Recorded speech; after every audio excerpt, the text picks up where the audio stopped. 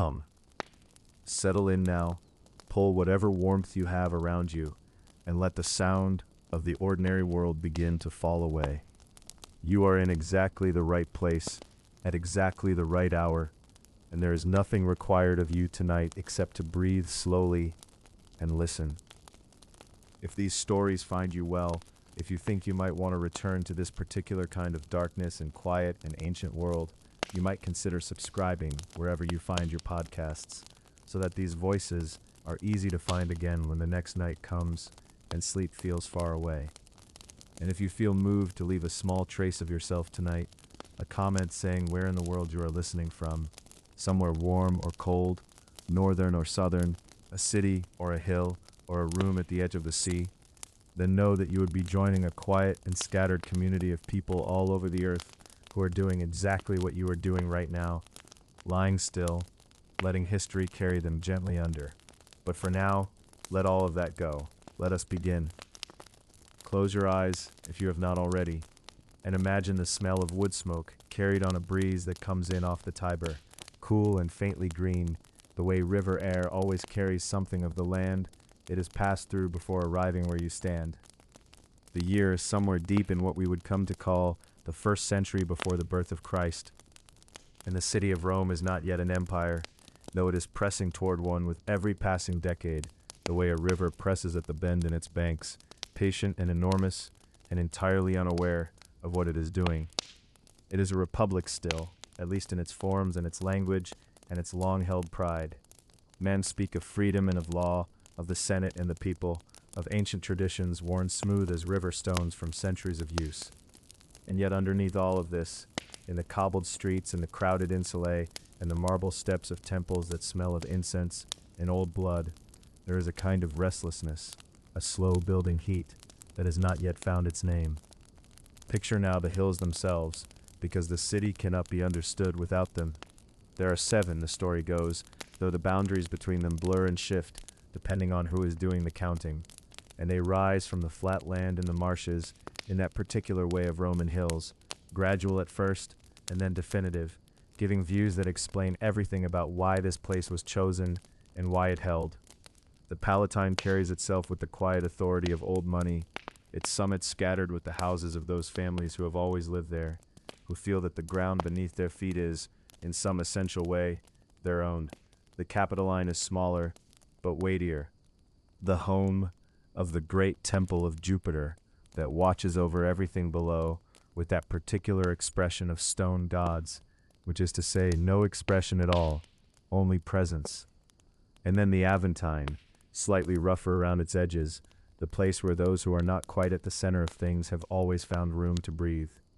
Between and below these hills, the valleys fill with life, in the way that low places always do, drawing everything toward them by the simple logic of gravity and water and the desire for other people. The Forum sits in the oldest of these valleys, a long open space that is never quite fully empty at any hour, though it changes its character as the sun moves across it. In the mornings, the light comes in low and pale from the east, catching the columns of the basilicas along its edges and laying long shadows across the stone paving that has been worn to a kind of smoothness by generations of feet, bare feet and sandaled feet, and the hooves of animals being led through, and all of that wearing down has given the stone a quality almost like skin, almost like something living. Men gather early in the Forum, with their business and their arguments, their togas arranged with varying degrees of care, some looking freshly pressed and important, others carrying the slightly rumpled look of men who have been up since before the proper light. The sound is a layered thing in those morning hours. Voices in Latin and in Greek and in half a dozen other tongues from the far edges of Rome's growing world. The particular clatter of wooden stalls being set out for the day's trading. Somewhere always a dog, somewhere always a child, and underneath all of it, the low continuous sound of the city breathing. The Tiber is never far from anything, not truly, because Rome grew from it and still depends on it entirely. And on the right mornings you can smell it before you see it, that mineral river smell, mixed with the less delicate odors of a busy waterfront where goods from every corner of the Mediterranean have been unloaded and sorted and argued over and sold. Barges come down from the hills to the north carrying timber and stone, and others push up from the river mouth at Ostia, heavy with grain from Sicily and Sardinia and Africa, with wine and oil from Spain, with glass and fine cloth from the eastern provinces.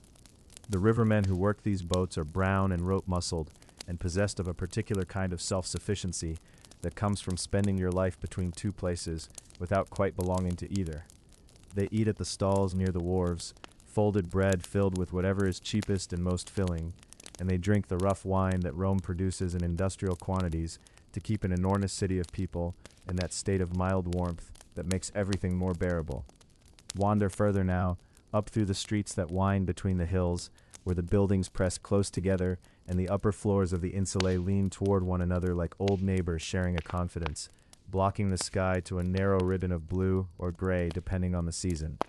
These streets smell of a great many things at once, of bread baking and olive oil heating in pans, and the acrid tang of the fulleries where cloth is cleaned, and the familiar heavy smell of animals that are simply part of everything, donkeys and oxen and the occasional pig that has escaped from somewhere and is moving with purpose through the crowd.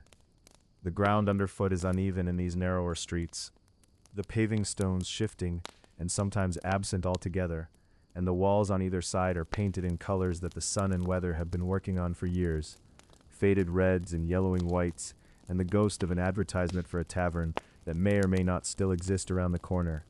Temples appear at intervals throughout the city with the easy frequency of the absolutely expected, because in this Rome the gods are not distant or abstract, but present in the way that neighbors are present, requiring occasional attention, occasional gifts, the observance of certain courtesies, without which things have a tendency to go wrong. The smell of incense drifts from open doorways at certain hours, and the sound of prayers murmured in the particular flat tone of ritual repetition is as ordinary as the sound of water or wind. Priests in white move through the streets on their specific errands with the manner of men who have somewhere important to be, though they are never quite hurrying. The sacred and the everyday are not separated here in the way that later centuries would come to prefer, but exist side by side, using the same streets, breathing the same air. As evening comes on, the particular light of the Roman dusk does something generous to all of this, softening the crowded walls and the stained stones and the faces of tired people making their way home through streets that are filling now with the smell of suppers being prepared in 1,000 apartments, garlic and fish sauce, and the deep warm smell of flatbread on a heated surface. Lamps begin to appear in windows and doorways, small clay lamps burning olive oil with a low and steady flame, and the effect of all these small lights scattered across the hills as darkness gathers is something that poets of the time tried to capture and perhaps came close to,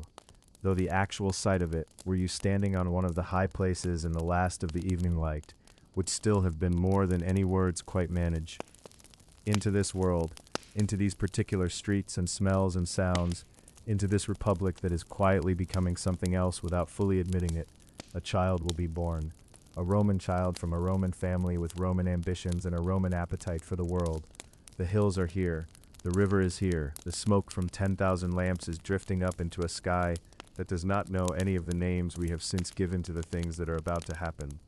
The fire of the lamps burns low and steady now, patient as stone, patient as the Tiber pressing at its banks. Let the smell of wood smoke settle around you like a blanket, and let the voices of the forum grow distant and soft as a river heard from a high room. The next story is waiting, warm and unhurried, and there is no need to reach for it. It will be there when you are ready. Settle in now, and let the city soften around you. It is somewhere in the middle years of the 1st century, before the birth of Christ, and Rome is already very old, old in the way that rivers are old, worn smooth and deep by the passage of countless lives, countless seasons, countless small human stories that have flowed through it and been carried away. The sun has begun its long descent behind the Janiculum hill, and across the city the first lamps are being kindled, small trembling flames appearing one by one in the windows of apartment buildings, in the doorways of shops being closed for the evening, in the courtyards of the great houses where the wealthy families of Rome have gathered their children in from the day. The smell of lamp oil is everywhere in these hours, warm and faintly bitter, like the smell of an old wooden chest opened after years of waiting, and it mingles with the cooking smoke rising from 1,000 hearths, and the dusty animal scent of the streets, settling after the noise of the afternoon has passed.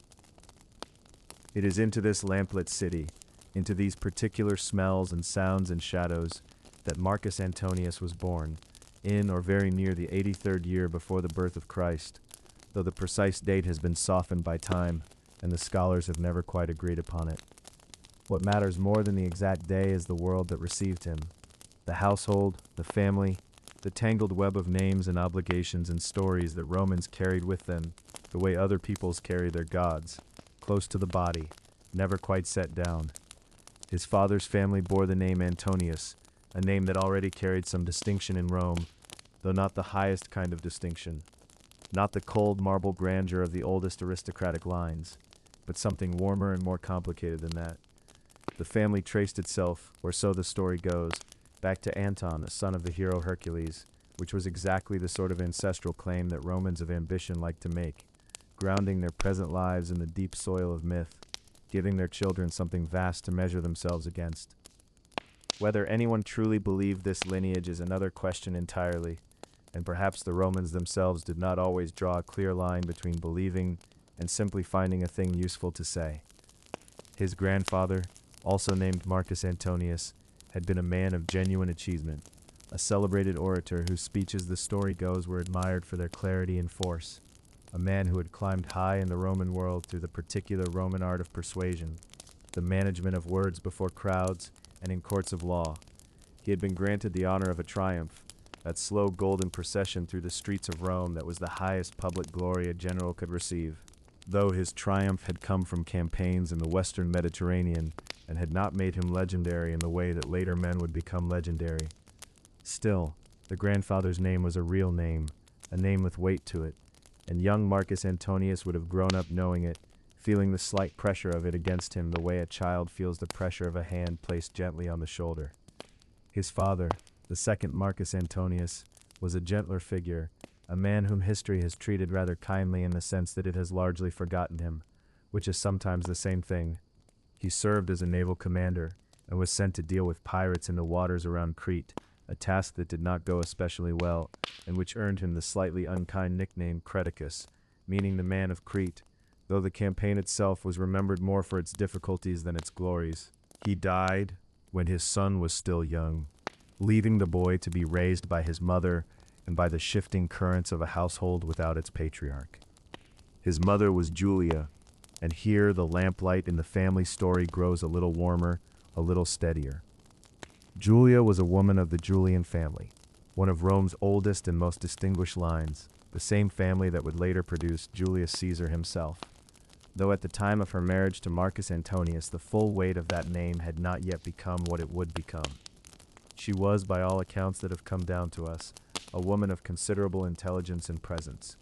the kind of Roman matron who held a household together through sheer force of dignity and good sense,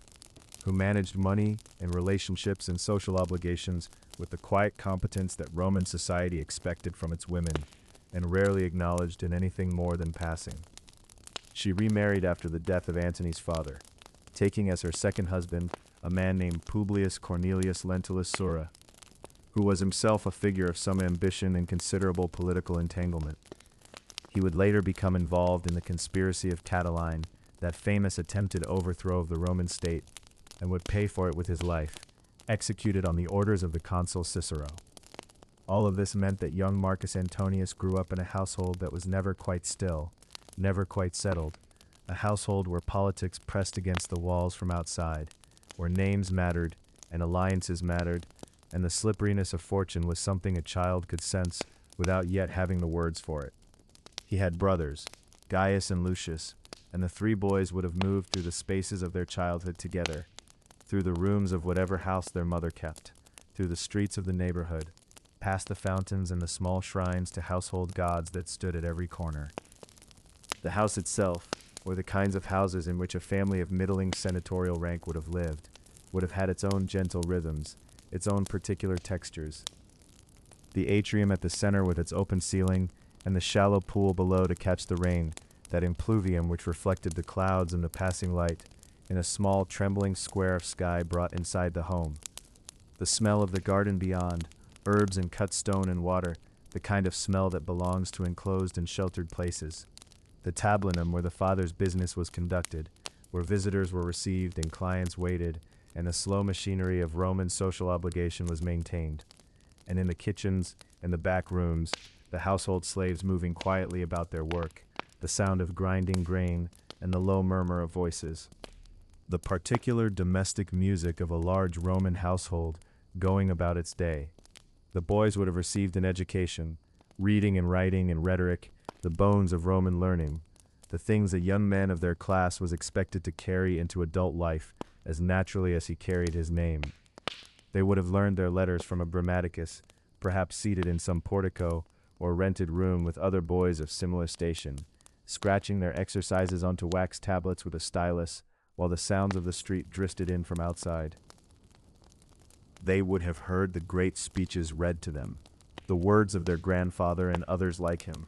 Language understood not merely as communication, but as a form of power. The specific Roman understanding that to speak well before men was to shape the world, to move it, to make it do what you wanted. What the young Marcus made of all this in these earliest years, before he had become anything more than a boy with a good name and a dead father and a mother who held the household together with quiet determination. What he felt as he moved through these rooms and these streets, we cannot know. History does not preserve the inner lives of children, and the ancient sources who later wrote about Antony were mostly interested in the man he became, not the boy he was. But we can imagine, softly, without insisting upon it, that he felt what many children of unsettled households feel: a restlessness, a reaching forward, a sense that the world beyond the atrium was very large, and that he would one day need to go out and find his place in it. The lamps burned low in the evenings as they always did, the small flames bending and recovering in the drafts that moved through the house, casting their warm and wavering light across the faces of the family gathered in the last hour before sleep. His mother's face in that light, composed and watchful,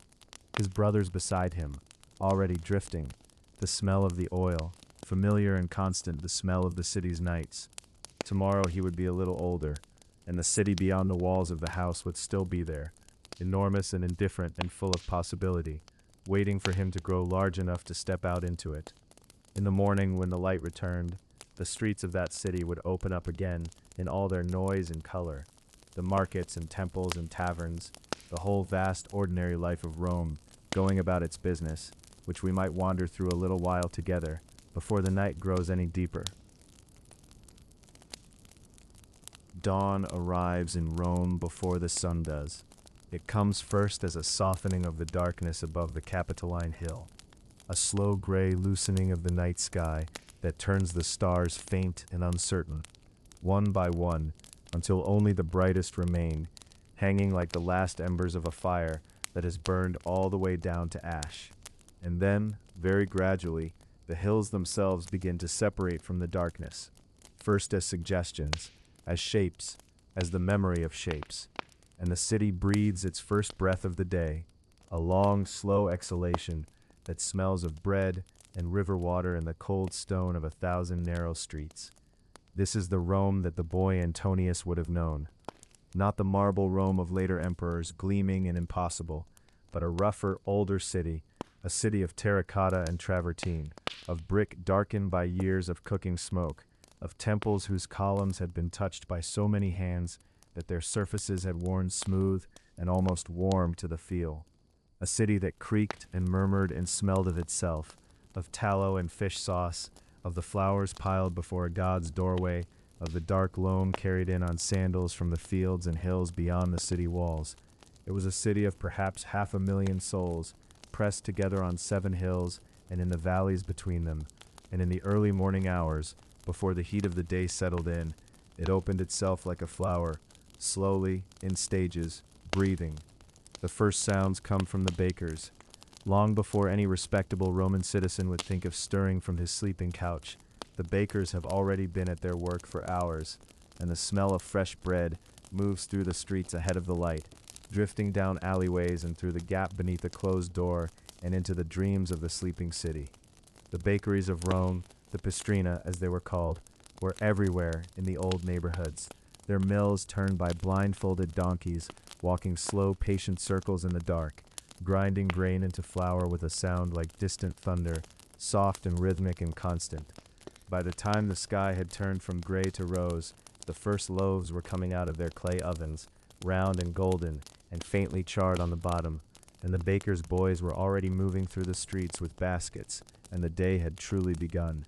After the bakers come the water carriers, the slaves and freedmen who filled jugs and amphorae from the public fountains fed by the great aqueducts that carried water down from the hills outside the city. The aqueducts themselves were extraordinary things, long stone rivers lifted on arched legs above the countryside, bringing cold, clean water from sources many miles distant, and the Romans were deeply, quietly proud of them. The fountains ran all day and all night without stopping, and their sound was a constant in the background of city life, a soft, unhurried rushing, a presence as reliable as the sun, as taken for granted as breathing. By full morning the streets had filled. This is worth staying with for a moment, because the streets of Republican Rome were unlike anything in the modern world. Narrow and winding, many of them barely wide enough for two people to pass comfortably, and so crowded by the middle of the morning that movement through them required patience, an easy willingness to press oneself against a wall while a cart negotiated a corner, to duck beneath the laundry that hung on ropes strung between buildings 3 stories above, to sidestep the offerings left at a crossroads shrine, the small terracotta figurine, the scatter of grain, the stub of a burned-out torch. The city had 1,000 small gods, and they lived everywhere, in doorways and at crossroads, and beneath bridges, at the bend in a stream and at the top of a particular stair. And the Romans moved among them with a comfortable familiarity, the way one moves among old neighbors. The markets drew everyone. The great market of Rome in those years sprawled through and around the Forum, the old public square at the city's heart that served as meeting place and courthouse and stage for all of public life, and spilled out into the streets leading away from it in every direction. Here you might find anything at all that the world produced, because Rome was already at the center of a vast web of trade, and the ships that came up the Tiber from the port at Ostia brought silk and spices from the east, grain from Egypt and North Africa, wine and olive oil from Spain and Greece, amber from the distant northern coasts, ivory and wild animals from Africa, tin from the islands far to the northwest at the edge of the known world. A boy wandering through the market stalls could close his eyes and smell 10 different countries without taking a step. The fishmongers were perhaps the loudest, stationed near the river's edge, where the catch came in fresh and needed to be sold quickly in the heat, their voices carrying above the general noise with a practiced urgency, and around them the air was sharp with brine and the cold mineral smell of the river. Nearby, the spice merchants kept their wares in sealed clay jars and small wooden boxes, and the smells that escaped from these were extraordinary, warm and dark and faintly sweet, cinnamon and black pepper and dried herbs from the eastern coast of the sea, cumin and coriander, and the pungent fermented fish sauce called garum, which the Romans put on almost everything, and which smelled, to unaccustomed nostrils, rather overwhelming, but which to a Roman was simply the smell of food, the smell of home. In the afternoons, when the sun stood at its highest, and the stone of the streets gave back the heat it had been absorbing all morning, a hush fell over parts of the city. The wealthier citizens retreated indoors, to the cool, dark interiors of their houses, with their central courtyards open to the sky, where a shallow pool called the impluvium caught whatever breeze there was and kept the air moving and cool. The shops that lined the street fronts of the grand houses, for even the grandest houses had shops built into their facades, their counters opening directly onto the pavement, were shuttered against the midday heat, their owners dozing in the back rooms on folded cloth. Even the eternal fountains seemed quieter in the afternoon, their rushing reduced to a murmur, as if the city itself were resting. The temples of Rome stood on every hill and at every significant corner, great and small, ancient and relatively new, and throughout the day a steady stream of worshippers moved in and out of them, climbing the broad, shallow steps with offerings in hand, pausing at the doorway to bow the head and cover it briefly with a fold of toga, then moving inside to the dim, incense-heavy interior where the god's image stood in the shadows at the back, enormous and serene, painted in bright colors that the darkness softened to something more mysterious. The priests moved through these spaces with practiced quiet, tending the fires that burned on the altars in front of the temples, reading the omens from the flight of birds or the entrails of the sacrificed animals with an expression of calm professional attention. Religion in Rome was not for most people a matter of personal feeling or interior conviction. It was a civic duty, a set of careful negotiations with powers larger than oneself,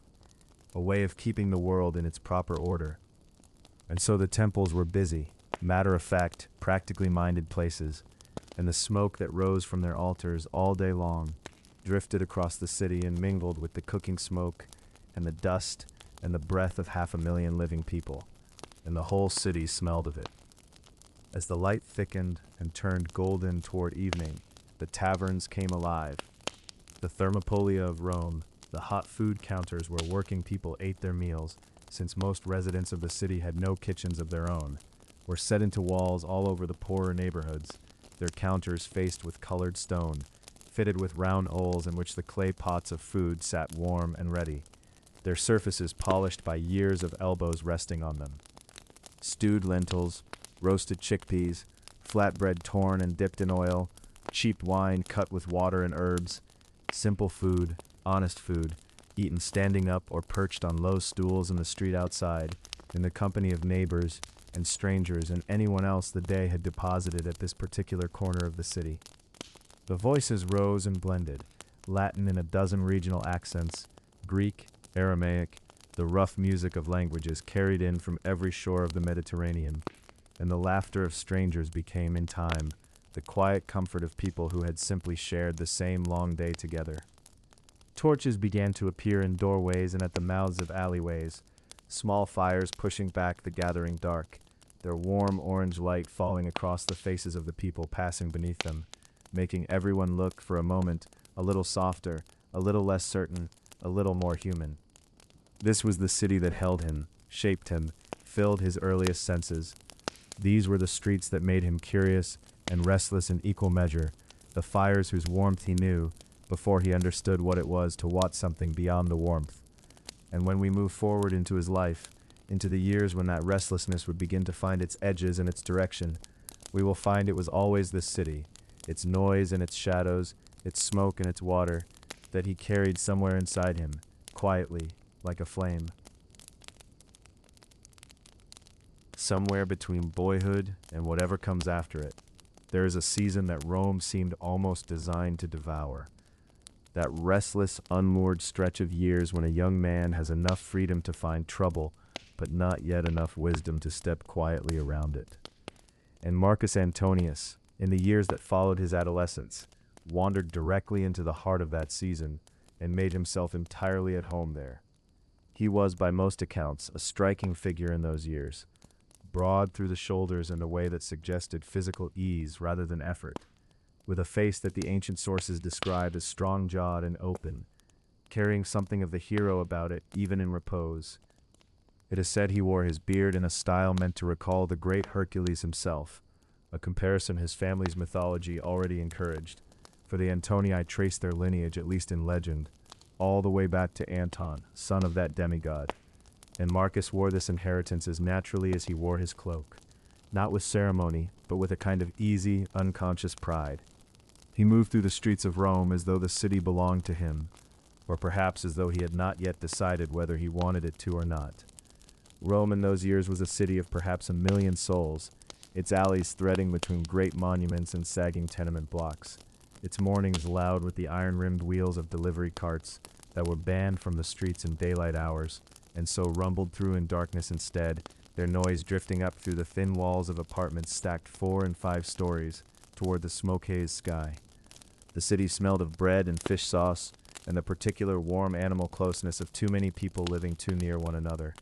And through it all moved Marcus Antonius, somewhere in his late teens and early 20s, spending money he did not have, forming friendships he would carry for decades, and acquiring a reputation that would follow him with equal persistence. The debts came first, or perhaps simultaneously with everything else. It is difficult to say which arrived before which, since pleasure and debt in a young Roman nobleman's life had a way of appearing together like old companions who had simply been waiting at the door. The elder Pliny and later writers would record the staggering figures, debts of 250 talents before he was even fully grown into his ambitions, and the story goes that the sum only climbed from there, growing with the interest that accumulated while Antonius attended to other, more immediately enjoyable concerns. He frequented the kinds of establishments that a man of his station was expected to frequent, but perhaps not quite so openly, not quite so gleefully, those low taverns where wine was sold by the cup, from great clay jars set into stone counters, where the benches were worn smooth by generations of elbows, and the lamplight was always slightly too dim and slightly too warm. He ate well, he drank better, he kept company with men who were amusing rather than merely respectable, which in Rome at that time was a distinction that could make or break a political career before it had properly begun. Among these companions was a young man named Gaius Scribonius Curio, the son of a consul, which gave him just enough social standing to be genuinely dangerous, and possessed of a wit sharp enough to charm almost anyone he met. The friendship between Antonius and Curio appears in the ancient sources with a vividness that suggests it was genuinely remarkable, even to those who witnessed it, a bond of the kind that forms quickly and burns brightly, grounded in shared appetites and mutual recognition. Cicero, who would later become one of Antonius's fiercest enemies, in whose portrait of the young man we must treat with a certain careful skepticism, nevertheless preserves something true when he describes how Curio attached himself to Marcus, and how the two of them moved through the city's pleasures together with the particular abandon of young men who believe consequences belong to someone else's story. There was also, the sources suggest, a period of association with the circle of Publius Clodius Pulcher, one of Rome's most brilliantly disruptive political figures, a man who had famously disguised himself as a woman to infiltrate the all-female rites of the Bona Dea, a scandal that had shaken Rome and delighted it in roughly equal measure. That Antonius found himself drawn towards such company tells us something about the quality of his restlessness. He was not simply dissolute in the passive way of a young man without direction. He was drawn toward energy, toward color, toward the places where the ordinary rules of Roman life were being pressed against their edges. He watched how men like Clodius moved through a crowd, how they generated loyalty and laughter and unease all at once, and something in him recognized a language he already half spoke. But beneath the debts and the taverns and the brilliant, slightly reckless friendships, there was ambition, a quiet, patient thing that had not yet announced itself clearly, but was present nonetheless, like a coal banked under ash that has not lost its heat. He came from a family that had known both greatness and catastrophe. His grandfather, Marcus Antonius Orator, had been one of the finest speakers Rome had ever produced, celebrated and admired, and had been murdered during the terrible civil conflict between Marius and Sulla, his head displayed in the forum like a lesson in the fragility of reputation. His father, Antonius Creticus, had mounted a military campaign against pirates in the Mediterranean and conducted it so poorly that the cognomen it earned him, Creticus, meaning roughly the man of Crete, was not quite the honor it sounded, since the campaign itself had been, by most readings, a failure that left him with debts of his own and a reputation that never quite recovered. His mother, Julia, was made of steadier stuff, a woman of the Julian family whose composure and dignity the ancient sources speak of with something approaching admiration, and who seems to have given her son a model of what bearing looked like, even when circumstances conspired against it. And then there was his stepfather, Cornelius Lentulus, a man of considerably less distinction, who was executed by Cicero during the Catilinarian conspiracy, an event which gave Marcus Antonius both a personal grudge and a formative lesson in how swiftly political fortune could turn. He was perhaps 12 or 13 years old when that happened, old enough to understand something of what had been lost, young enough that the full shape of the lesson would take years to finish forming inside him. It is perhaps not surprising, with this inheritance of brilliance undone by circumstances, that he grew into a young man who spent freely and felt the future only dimly, or perhaps it is more accurate to say that he felt it too keenly and too uncertainly to plan for it with any great precision. The pleasures were real. Let us not reduce them entirely to symptom or metaphor. He loved wine, and the ancient sources are consistent on this point across centuries of commentary. Not wine as an accessory to conversation or a social formality, but wine as a genuine enthusiasm, consumed in the way that someone consumes something they genuinely like. He loved the company of actors and performers, which in Rome carried a particular social taint, since the acting profession was considered beneath the dignity of freeborn citizens, and that Antonius did not particularly care about this distinction, tells us something important about the texture of his values. He loved spectacle and music, and the easy laughter of people who were not trying to be important. He loved, in short, the things that Rome's strictest moralists disapproved of most vocally, and he loved them without obvious shame, which was perhaps the most socially costly part of the whole arrangement. And yet, through all of it, something was building. The body that carried him through those tavern-warm evenings was growing stronger, broader, more capable than he yet knew to use. The eye that watched Clodius work a crowd was learning things that would one day shape a funeral oration capable of moving an entire city to grief. The voice that laughed loudly in the Popene was deepening into the instrument that would one day fill the forum itself.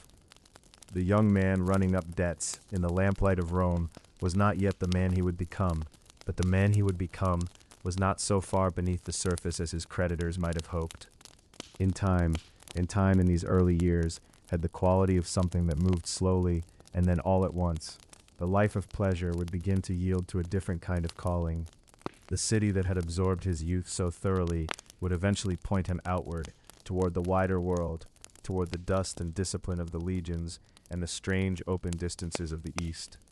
But for now, the lamps burned low in the evening quarters of Rome, and Marcus Antonius slept the deep, untroubled sleep of a young man who has not yet begun to understand what the world intends to ask of him, while the city breathed and murmured around him in the dark, patient as ever, waiting to see what he would do next. The road east begins with dust, not the pale, chalky dust of the Roman streets you have perhaps been imagining these past evenings, but a deeper dust, an older dust, the kind that rises from ground that has been walked upon by armies and merchants and pilgrims for so many thousands of years that the earth itself seems to have grown tired beneath the weight of it all. It hangs in the air long after a column of soldiers has passed, turning the late afternoon light into something almost golden, almost liquid, settling softly onto the shoulders of the men and onto the leather of their sandals and into the folds of their cloaks, and it smells faintly of dry grass and distant sea and something else entirely, something that cannot quite be named, something that speaks of a world very different from the Seven Hills and the familiar noise of Rome. It was into this world that Marcus Antonius rode, sometime around the year 63 or 62 before the birth of Christ, a young man in his early 20s, broad-shouldered and restless, and carrying with him all the accumulated debts and disappointments and half-formed ambitions of his youth in the city. He had been given a command, or rather the beginnings of one, under a Roman general named Aulus Gabinius, who had been sent by the Senate to bring order to the eastern provinces, a region that was at that time a complicated and endlessly shifting arrangement of client kingdoms, rival factions, and very ancient cities that had been civilized long before Rome was anything more than a collection of mud huts on a hillside. For a young Roman man of good family but uncertain prospects, service in the Eastern legions offered something that the city itself could not so easily provide, a chance to prove oneself somewhere far enough from home that the rumors of one's debts might not yet have arrived. The journey itself would have taken weeks, perhaps longer depending on the season and the sea. There were ships, of course, from the ports of southern Italy, vessels that carried grain and soldiers in the endless administrative paperwork of empire, across waters that could be blue and glassy and perfectly still on certain mornings when the sun came up flat and bright over the horizon and the oarsmen rested and the sails caught a warm and gentle wind. And then there were mornings that were different from that, gray and rolling, when the sea reminded you that it belonged to no one, not even to Rome, and the men huddled together below decks and thought of home.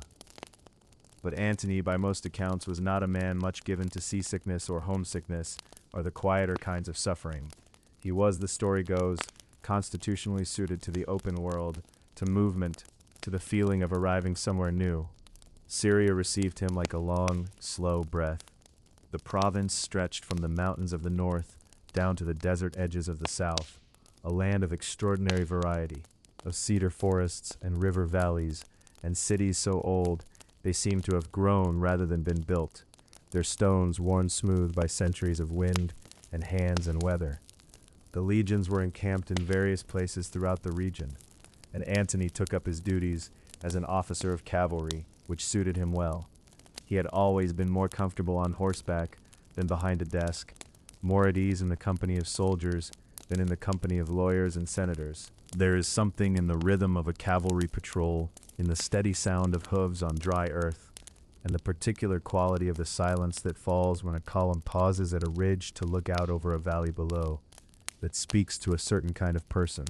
And Antony was very much that kind of person. The campaign that Gabinius was conducting was not, in its broad outlines, one of the great wars of the ancient world. It was the ordinary work of empire, the management of instability, the restoration of a deposed king, the suppression of various groups who had decided, for their own reasons, that Roman authority was something they did not particularly wish to accept. In Judea, a man named Hyrcanus was seeking to reclaim a throne that his brother Aristobulus had taken from him, and Gabinius had been asked, or persuaded, or perhaps simply paid, to help restore the proper order of things. The legions moved through the rocky southern landscape, through passes and along valley roads, and Antony led his cavalry with what the sources describe as considerable personal courage, riding forward when others hesitated, positioning his men with an instinctive sense of ground and movement that would serve him well for the rest of his life. It is said that at a place called the Alexandrium, a fortress set high on a rocky hill in the Judean wilderness, Antony distinguished himself particularly, leading his horsemen to cover the retreat of soldiers who might otherwise have been overwhelmed. The details, as with so much from this period, are uncertain. The ancient sources have a way of smoothing history into the shapes they prefer, but the general picture that emerges is of a young officer who was not merely competent, but genuinely gifted in the field, who had the kind of presence that made soldiers want to follow him, who moved through a battle with a quality that the Romans admired above almost all others in a military man, which was something close to joyfulness, a readiness for the physical world that communicated itself to everyone around him. And then there was Egypt. After the work in Judea was done, or done enough, Gabinius turned his attention to another matter entirely, a matter of restoration and power, and the extraordinary sum of 10,000 talents, which had been promised by the Egyptian king Ptolemy XII, sometimes called the Piper, a man who had been expelled from Alexandria by his own people, and who was now petitioning Rome with great persistence and apparently very deep pockets for help in returning to his throne. The Senate had, in the complicated way that senates have, both authorized and not authorized this expedition, argued about it at length, and ultimately left the practical decision to Gabinius himself. He chose to go, and so Marcus Antonius rode south, toward a country that no young Roman could quite prepare himself for, no matter how many descriptions he had read, or how many travelers' tales he had heard at dinner parties in the city. The crossing of the Sinai was hard,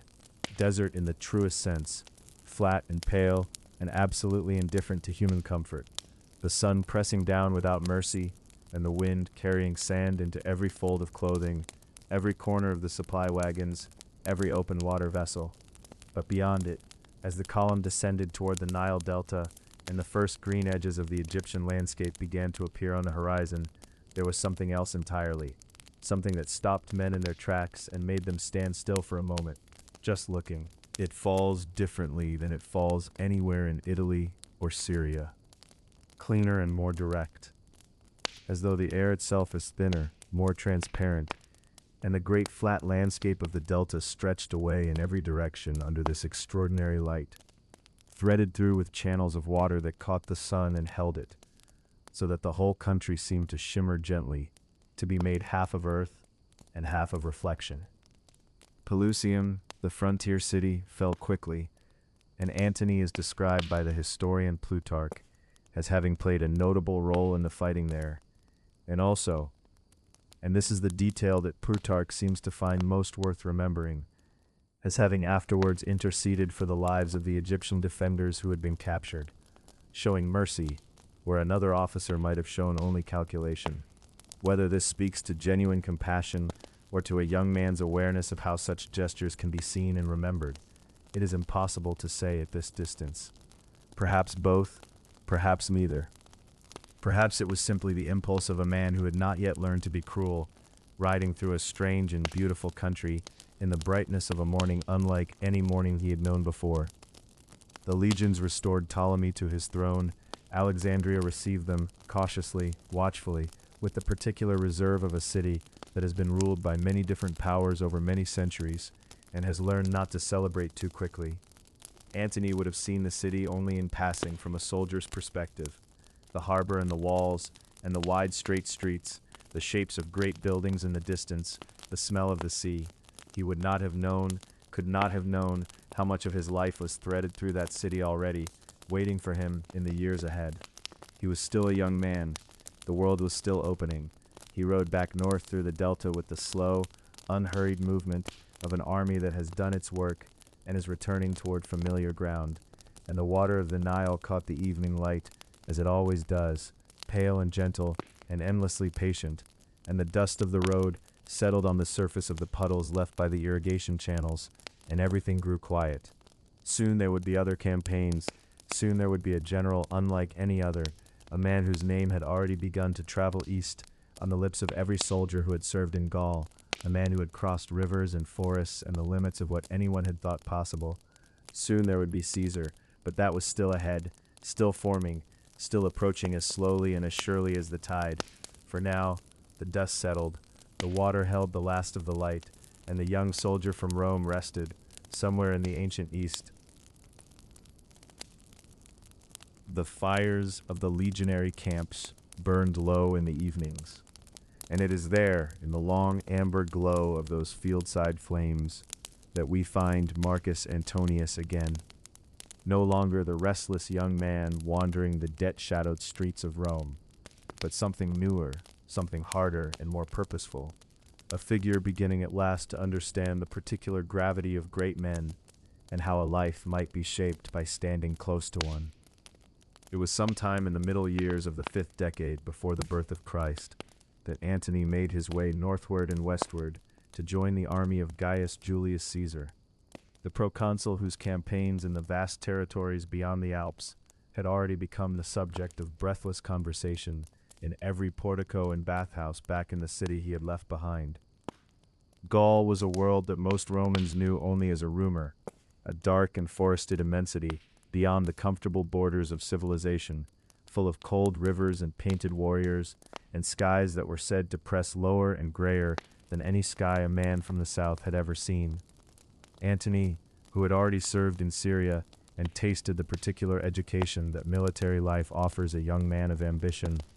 would have felt the pull of it with something close to relief, as though the open road and the smell of campaign leather were more natural to him than the cramped corridors of Roman social obligation. Caesar himself was already a legend, or very nearly one, by the time Antony entered his orbit in earnest. He was perhaps a decade and a half older than Antony, lean and quick-minded in the way of men who have learned to think several conversations ahead of whoever they are speaking with. And he had an extraordinary gift, remarked upon by nearly everyone who came close to him, for making the person before him feel as though they were the only person in the world who mattered, which is, of course, one of the most dangerous gifts a powerful man can possess. The story goes that Caesar recognized something in Antony almost immediately, something raw and formidable beneath the easy charm and the broad soldier's laugh, and that he drew the younger man close with a deliberate patience,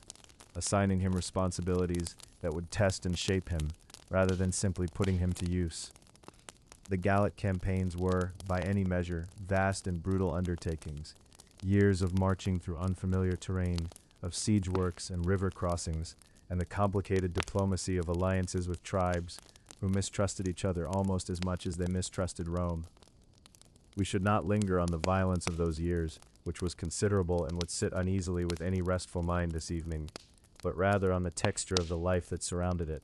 the camps that became temporary towns, with their rows of leather tents, and their smell of wood smoke and wet wool, and the particular muddy perfume of 10,000 men living in close company with their animals and their ambitions. In that world, Antony found himself in his element. He ate with the common soldiers, it is said, sharing their rations and their rough humor, and they responded to him with a loyalty that had less to do with rank than with the simple human fact that he seemed genuinely to enjoy their company. He was a physical presence in a way that mattered among soldiers, large and vigorous, with the bearing that the Romans liked to compare to the old images of Hercules, and he could project warmth and authority in almost equal measure, which is a rarer combination than it might sound.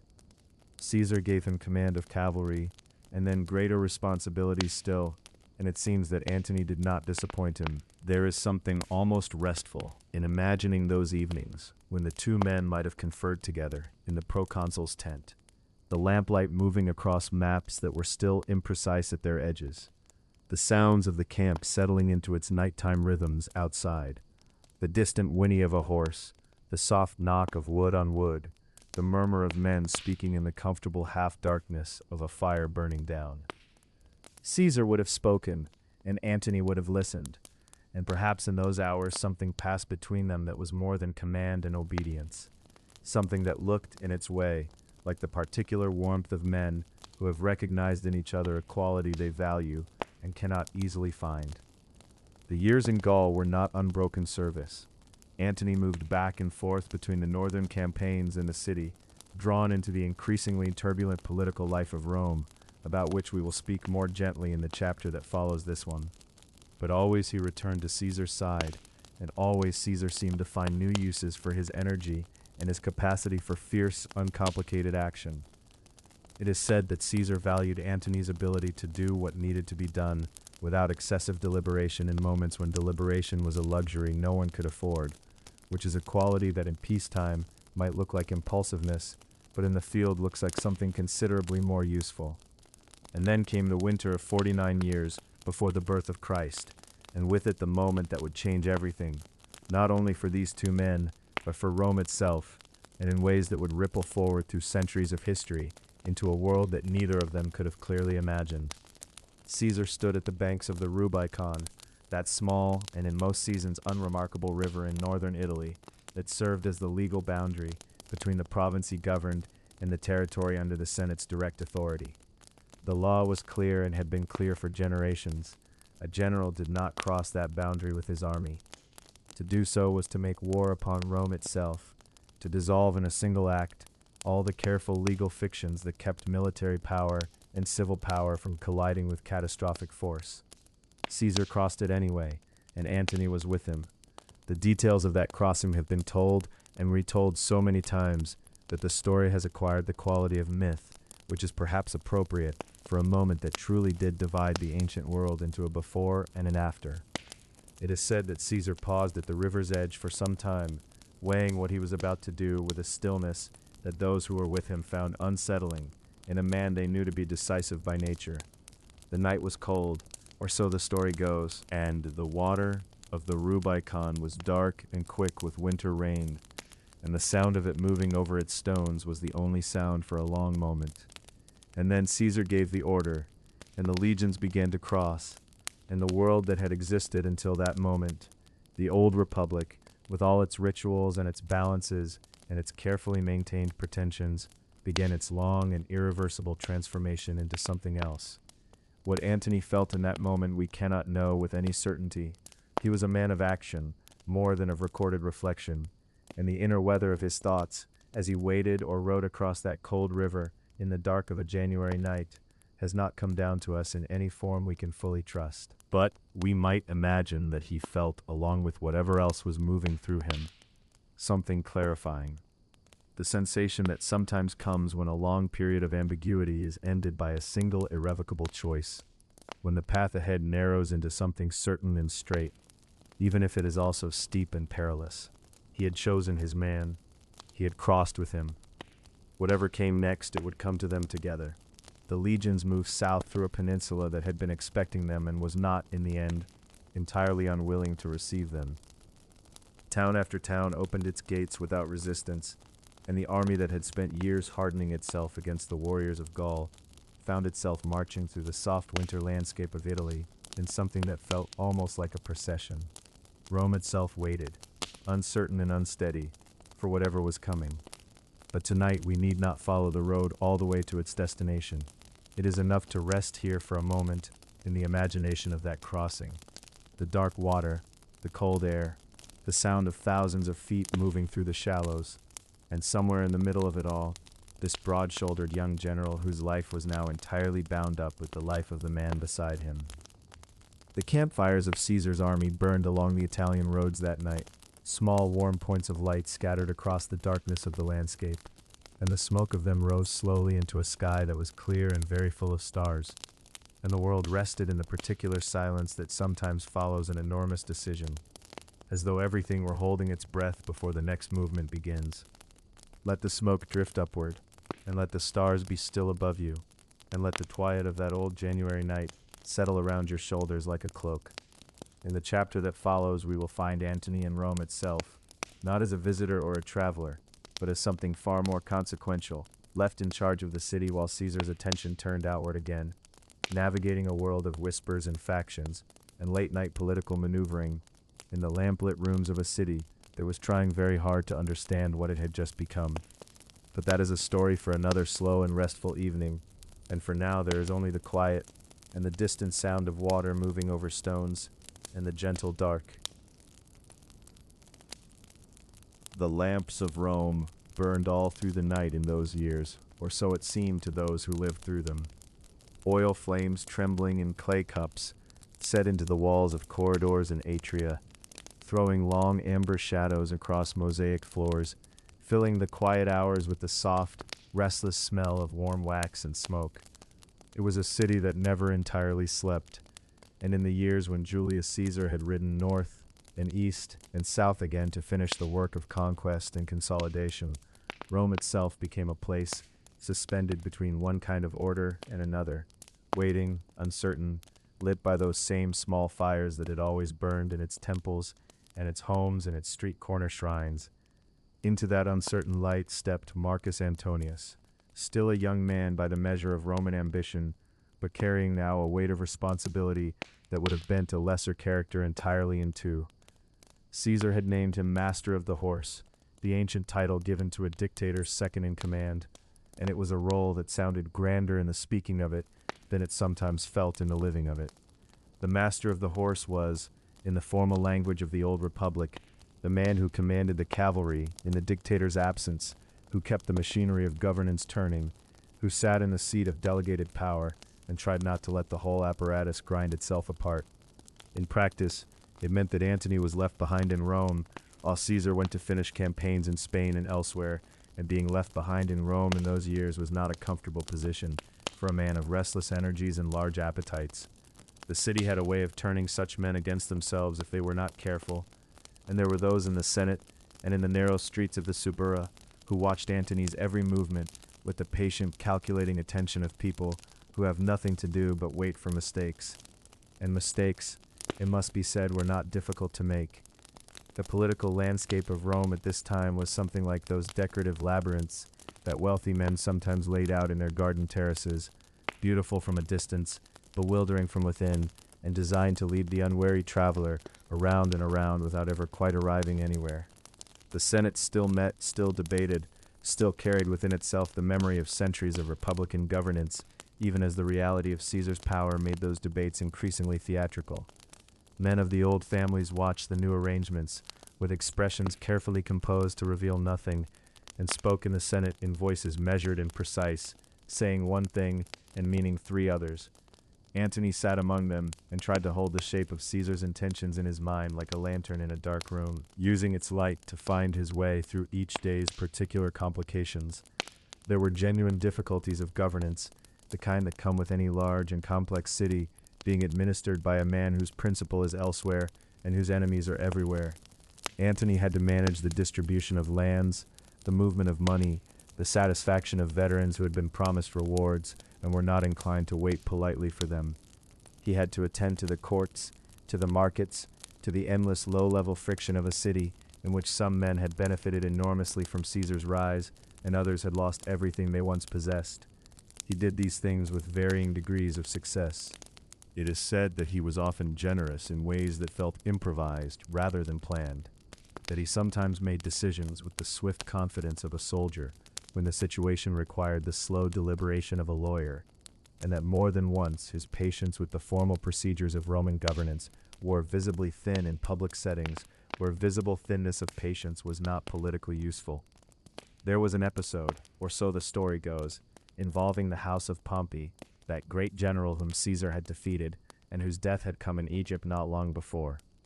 Antony had apparently taken up residence in at least part of that famous property, and there were those who found this both presumptuous and distasteful, a young man settling himself into the home of the recently dead, with a casualness that struck certain senators as emblematic of everything wrong with the new arrangements.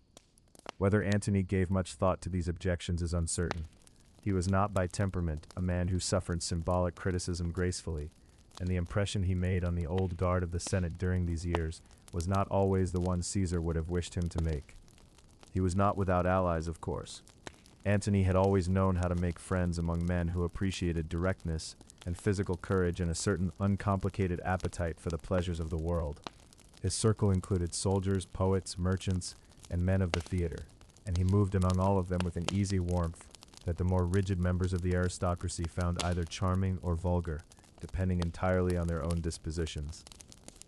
The actress and the senator's wife might both find themselves in conversation with him at the same gathering, and he would turn from one to the other with equal attention, which was either a sign of admirable democratic feeling or a sign of insufficient discrimination, depending again on who was observing and what they had already decided to think about him. The relationship between Antony and Caesar was not without its strains during these years. There came a moment, the details of which are somewhat hazy in the record, when Caesar expressed something like displeasure at the way certain matters had been handled in his absence, and Antony found himself briefly out of favor.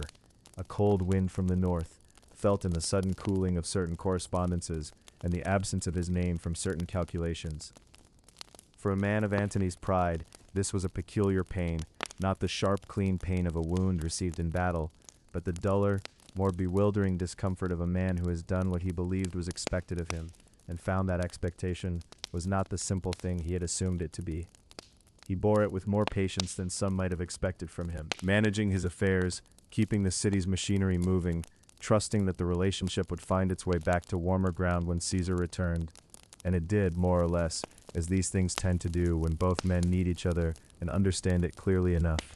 Caesar was not a man who threw away useful instruments out of sentiment, and Antony was genuinely useful, not merely as a symbol of loyalty or as a placeholder, but as someone who could command soldiers and manage crowds and speak in front of the assembled people with a directness and physical presence that commanded attention. There was a ceremony at the festival of the Lupercalia, celebrated in the cold, bright days of February, when Antony played a public role that would later be written about by many who were not there and interpreted very differently by many more who came after.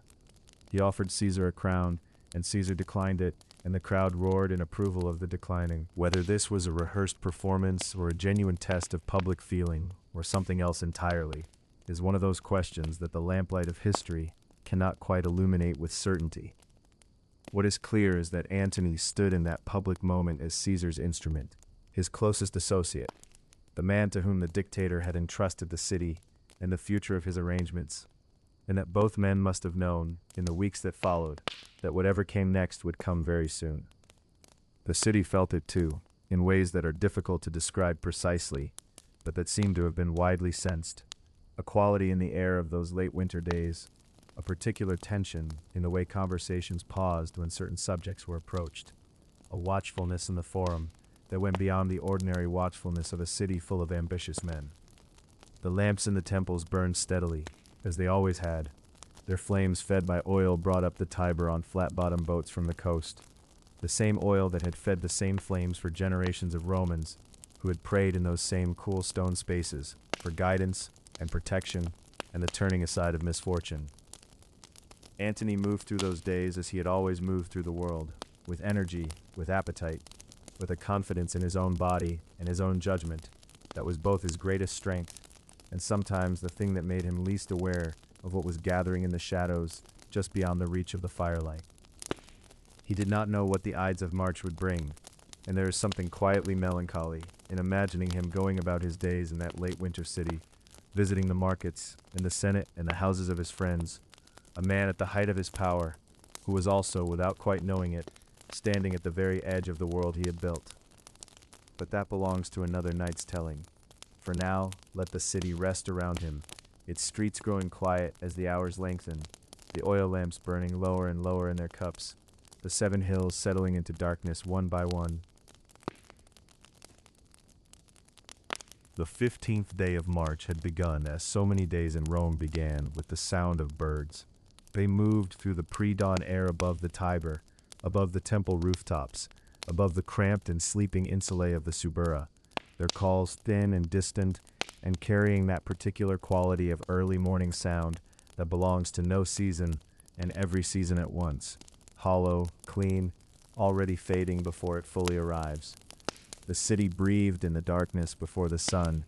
wood smoke drifting from the first lit hearths, the smell of wet stone rising from the streets where water carriers had already passed, leaving dark trails across the pale paving. Somewhere near the Forum Boarium, an ox lowed softly, and then was quiet. Rome in the last hour before dawn was a city that seemed to be holding something inside itself, something unnamed, something it had not yet decided whether to release. Marcus Antonius had risen early that morning, as he often did when there was business that could not wait.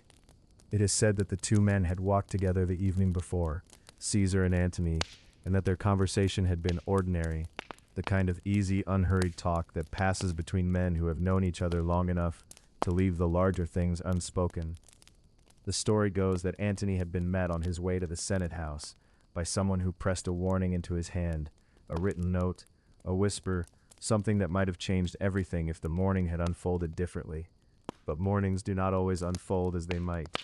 Antony was stopped outside, delayed by some business or some conversation at the threshold of the Theater of Pompey, where the Senate had gathered to meet that day while repairs continued in the older house. And inside, in a room he would not reach in time, Julius Caesar was already surrounded. What happened in that room, in those few rapid and terrible minutes, has been described many times by many voices, and yet it carries, even across all these centuries, the quality of something that cannot quite be made sense of, not because the facts are unclear, but because the human mind resists the speed of it, the awful compression of it, the way a life of 55 years and a career of measureless consequence could be unmade in less time than it takes a lamp to burn down its first hour of oil. There were 23 wounds, the physicians would later count. 23, and yet it is said that only one was truly fatal. The rest were perhaps the work of men who wanted to be certain, or men who were afraid, or men who needed to feel that they had each played their part in what they had decided, months before, was a necessary act. Caesar fell at the base of a statue of Pompey, his old rival, his old enemy, the man he had once defeated and whose memory he had publicly honored, cold and white and utterly indifferent, looked down at all of it without expression, as stone always does. And then the senators ran. This is the part that the histories sometimes move past too quickly, but it matters. The running, the cloaks dropping, the sound of sandals on stone floors, and then on the open street, men who had spent their lives cultivating the appearance of dignity and measured calm, scattering into the March air like startled birds, disappearing into doorways, into side streets, into the comfortable darkness of their own houses, pulling the shutters closed behind them. The city did not know at first what had happened. News travels in Rome the way fire travels in dry grass, quickly but unevenly, reaching one street before another, arriving at the Forum Romanum as rumor before it arrives as fact. The markets, which had been filling with their usual morning noise, went quiet with a strange gradualness, the way a crowd quiets when something has happened that no one yet fully understands. Antony heard the news the way a man hears thunder, as a sound that arrives after the lightning has already struck. What moved through him in those first moments, it is impossible to say with certainty. He was not a man who left behind private letters of the kind that would tell us what he felt when the world changed in an instant. What we know is what he did, and what he did in those first hours was remarkably careful. He did not go to the Senate House. He did not make public speeches or gather men around him in the street. He went home, or to a safe place, and he closed the door, and he waited. This was not cowardice. It takes a particular kind of intelligence to understand in the first hour of catastrophe that the most dangerous thing a man can do is move before he understands the shape of the danger.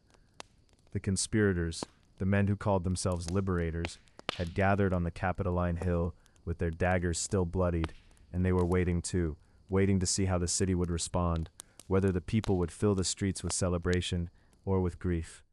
Rome did neither quite. It sat in a kind of stunned suspension, the way a person sits in the first minutes after a great shock, before the body has decided what the shock means, before the grief or the anger or the relief has found its form. Shops stayed shuttered. The Forum, usually dense with lawyers and merchants and citizens, going about the 10,000 small and necessary transactions of urban life, was nearly empty.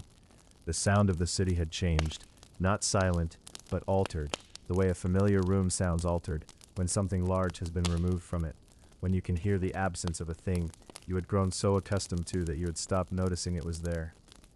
In the days that followed, Antony moved with a steadiness that was, in its way, remarkable. He was 39 years old, or thereabouts, a consul of Rome, the highest elected magistrate in the city, and the man who had been, until the 15th of March, the most important ally of the most powerful man in the world. And now that man was lying in the house of his wife Calpurnia, wrapped in cloth, cold, the plans and appointments and future decisions of his extraordinary life already dissolving into nothing. It is said that Calpurnia was distraught in the way that is beyond weeping, the deep wordless devastation that sits beneath tears, and that she trusted Antony with Caesar's papers and with a significant portion of Caesar's private treasury, understanding perhaps that he was the only figure with both the loyalty and the practical authority to do something with them. The conspirators sent messengers. There were negotiations of a kind, the careful, slightly unreal conversations that take place between people who have just done something irreversible and are still deciding what it means. Antony met with them. He was outwardly calm, as the story goes, and he made the kinds of agreements that a sensible man makes when he needs time and when open conflict would destroy him. He agreed that the conspirators would not be prosecuted. He agreed that their act would be officially tolerated, and in exchange, the acts of Caesar, his laws, his appointments, his decrees, would stand. This last point was not a small concession. It meant that everything Caesar had done, every man he had placed in office, every veteran he had promised land, every arrangement he had made across the width of the Roman world, remained in force. It meant that Caesar's legacy would continue to shape Rome, even from the room where his body lay. And it meant that Antony, as the man entrusted with carrying that legacy forward, would remain at the center of everything. The evenings of those days must have been very quiet.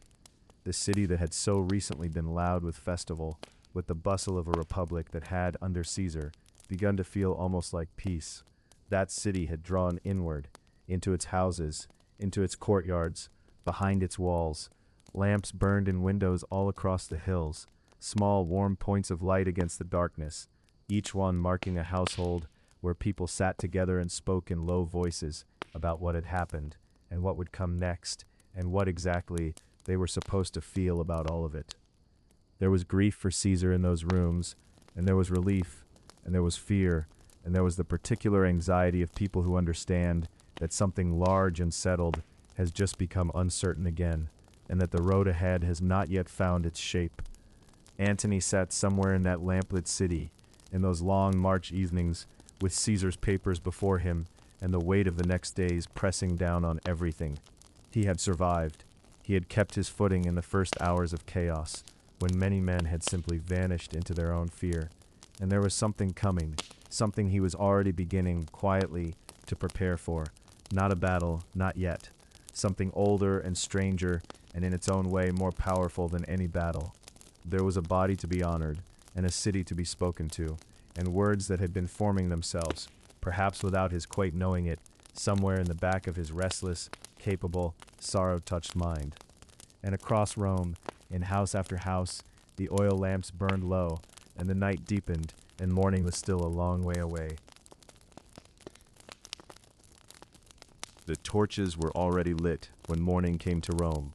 not because the sun had failed to rise. It had, pale and thin behind a veil of cloud that seemed to have gathered overnight without anyone quite noticing, but because something in the city felt as though it needed the reassurance of flame, the small human promise that light could be made by hand, that warmth did not depend entirely on the indifferent sky. Along the colonnades of the Forum, in the doorways of insulae where families pressed close and spoke in low voices, In the shadowed porticos where senators moved in clusters, unsure where to look or whom to trust, the torches burned through the daylight hours, guttering gently in a wind that came and went without purpose, as though the city itself were breathing in shallow, uncertain breaths. The body of Julius Caesar lay waiting, and Rome did not know what it was anymore. In the days immediately following the Ides of March, the city existed in a kind of suspension, the way a pot of water exists in the moment just before it begins to boil, still and surface smooth, but trembling at some depth you cannot see. The Senate had scattered. The conspirators, Brutus, Cassius, and the others who had held the daggers, had retreated to the Capitoline Hill, where they gave speeches to small and uncertain audiences and waited for the gratitude they believed was coming, the recognition that they had saved the Republic, that the people would understand in time. The people did not seem to understand, not yet. They moved through the streets in murmuring groups, gathering at corners and dispersing, gathering again, the rumor of the assassination spreading outward through neighborhoods and taverns and riverside docks like ripples from a stone dropped into the Tiber, steady and unstoppable and growing broader with every hour. And at the center of all of it, moving carefully, standing very still in some moments, and then moving again with great deliberateness, was Marcus Antonius, Mark Antony, who had been Caesar's closest lieutenant, his master of the horse, the man who had stood at his right hand through wars and triumphs and the long, complicated business of remaking Roman power. He had not been in the Senate chamber when the knives came out. He had been kept away, detained by a long conversation at the entrance, some say by Trebonius, one of the conspirators who had known that Antony, if present, might have fought, might have changed everything simply by being there. Now he was alive and Caesar was not, and the question of what happened next rested, in very large part, on what Mark Antony chose to do. What he chose was patience of a kind that must have cost him enormously. He met with the conspirators. He spoke with Brutus in measured and courteous tones. He secured something that would prove in the days ahead to be of almost incalculable value: the right to speak at Caesar's public funeral, to deliver the oration over the body of his murdered friend and commander, and to read aloud the terms of Caesar's will. It is said he also secured Caesar's papers, his correspondence and private documents, spiriting them away to his own house in the careful hours after the assassination, and in them he found not only the record of a man's life and intentions, but the tools with which to shape what came next. The funeral was held in the Forum Romanum, in that great open heart of the city, where so much of Rome's public life had always gathered and unfolded beneath the open sky. A pyre had been built. The body was brought on a bier, covered, and the people of Rome, ordinary people, freedmen, veterans of Caesar's legions who had settled in the city, the poor and the middle sort, and those who had simply loved the man, or at least felt that he had known they existed, came in numbers that surprised even those who had expected a crowd. They lined the streets, they filled the forum, they stood on rooftops, they held torches against the gray of the day. Brutus spoke first, and he spoke as a Roman of the old tradition was supposed to speak, with dignity and reason and a measured appeal to principle. He explained in the careful language of a man who believed himself entirely in the right, that Caesar had been becoming a tyrant, that the Republic had been in danger, that the deed had been done for Rome and for liberty, that everyone listening should understand this and be grateful for it. The crowd was quiet. They did not jeer, but neither did they give him the response he needed, and when he finished and descended, the silence that followed was of a particular quality, not agreement and not approval, but something more like waiting. Then Mark Antony rose, and he stood for a long moment before the body of Julius Caesar, and he began to speak. What he said has passed through so many hands and so many centuries that the exact words belong now more to the realm of legend than of precise historical record, and the version that has come down through the ages most powerfully is the one that Shakespeare would give him more than 1,500 years later. But the spirit of what Antony did, the art, and the devastating effectiveness of it, these are things that the ancient sources affirm with remarkable consistency. He was not cold, he was not abstract, he did not speak of principle or of the abstract health of the Republic. He held up Caesar's toga, punctured and dark with dried blood, and showed it to the people. He read aloud the terms of Caesar's will, the generous bequests to the Roman people, money to every citizen, the opening of his private gardens to the public as a gift that would outlast his life. He spoke of what Caesar had done, of the campaigns and the victories, of the men who had fought beside him, of the man who had been, and he did all of this with a restraint and a careful irony that was, in its way, more powerful than any open accusation would have been. He called Brutus an honorable man, he called all the conspirators honorable men, and somehow, in the way he returned to this phrase, quietly and again, the phrase itself curdled, turned, became in the mouths of the listening thousands something they began to say back to each other as a question, and then as a challenge, and then as something that was almost its own opposite. The story goes that by the end of the oration, the crowd was weeping, that veterans of Caesar's legions pushed forward and laid their weapons on the pyre, that the fire, when it was lit, was fed by anything the mourners could find, benches, clothing, the wooden structures of nearby stalls, and that the smoke rose in a great column, visible from the hills at the edges of the city, and people who had not been there looked toward it and understood that something had broken that could not be mended quickly. What followed those days was not a sudden eruption, but something slower and in some ways more difficult, a long fracturing, a city coming apart along seams that had always been there, now opened and spreading. The conspirators, their great moment having failed to produce gratitude, began to realize that Rome was no longer safe for them. There were attacks on homes, on property. Some accounts suggest that mourners, inflamed by grief and by the words that had been spoken over the pyre, went looking for Brutus in the streets. Violence moved through the city in unpredictable currents, and those who had imagined that killing one man would restore a stable republic began to understand, in those smoky and uncertain days, that they had perhaps only removed the keystone from an arch and were now watching the stones shift and slide toward each other in slow, grinding motion. Antony himself moved through this fracturing city with a quality that might be called controlled grief. The grief was real, whatever calculations surrounded it, and those who saw him in those days recorded something in his bearing that was not performance, a heaviness of step, a man who had lost not only a patron and a commander, but something that resembled, by all accounts, a father's love, or something in that direction.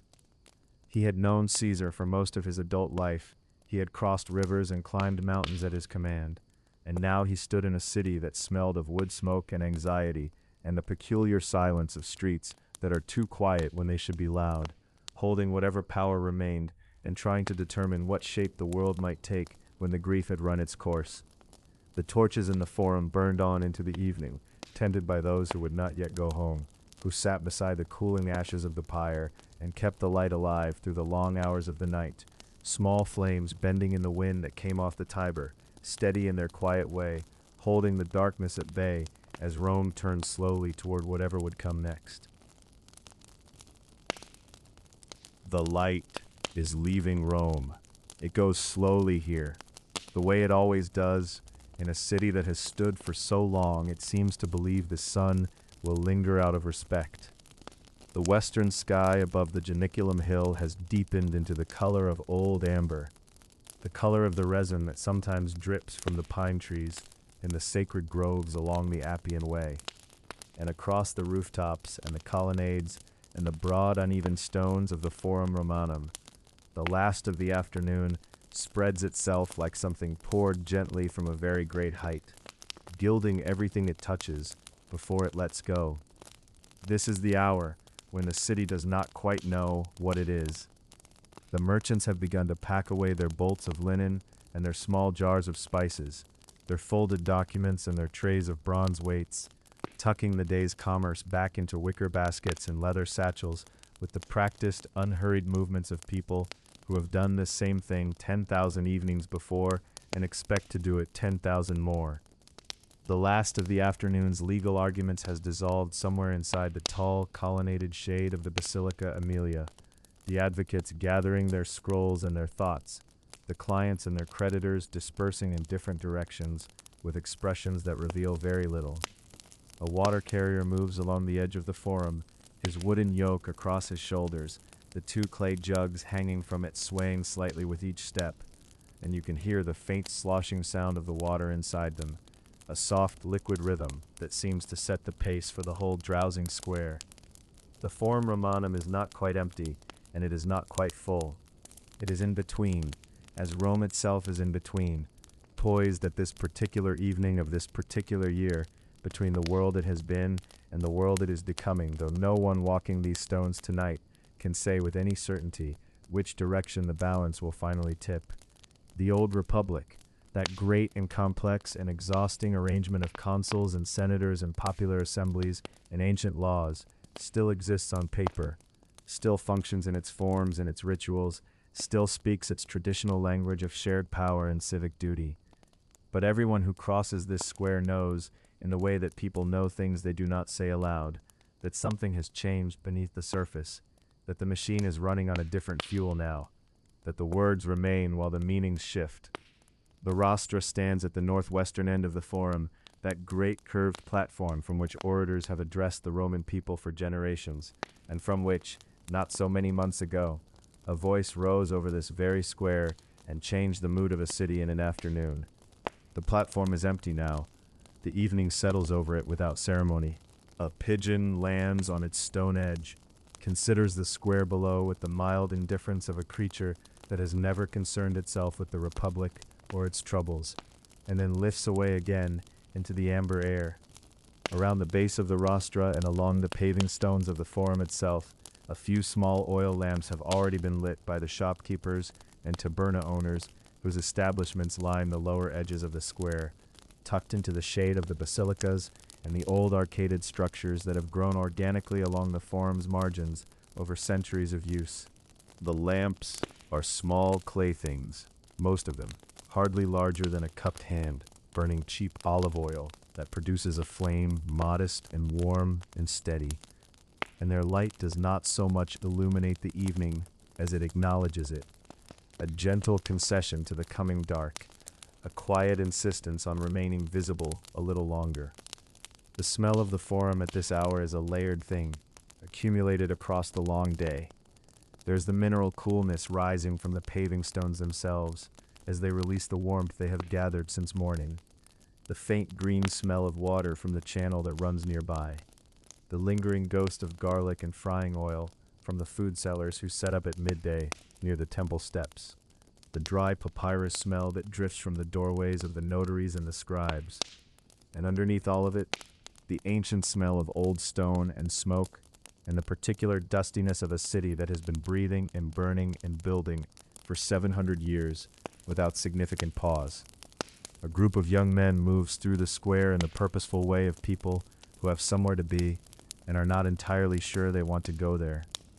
They wear their togas with the casual imprecision of youth, the heavy wool fabric draped more for convenience than for the formal dignity the garment technically demands, and they are talking among themselves with the low, rapid energy of people working through something complicated, their voices not quite audible from a distance, just a murmur, just the sound of young Roman men conducting the endless serious business of their own futures. They pass through the lamplight and back into the shadow between two colonnades and are gone. The temples along the edges of the forum are closing their inner precincts for the evening. The priests and their assistants move through the ritual motions of securing the sacred spaces, and the votive lamps inside the cella of the Temple of Vesta, which by sacred tradition burn without ceasing, cast a warm orange glow through the narrow doorway as the door is partially drawn to, a sliver of perpetual fire visible for a moment before the angle changes and it disappears from view. The Vestal flame has been burning, it is said, without interruption for longer than anyone living can remember,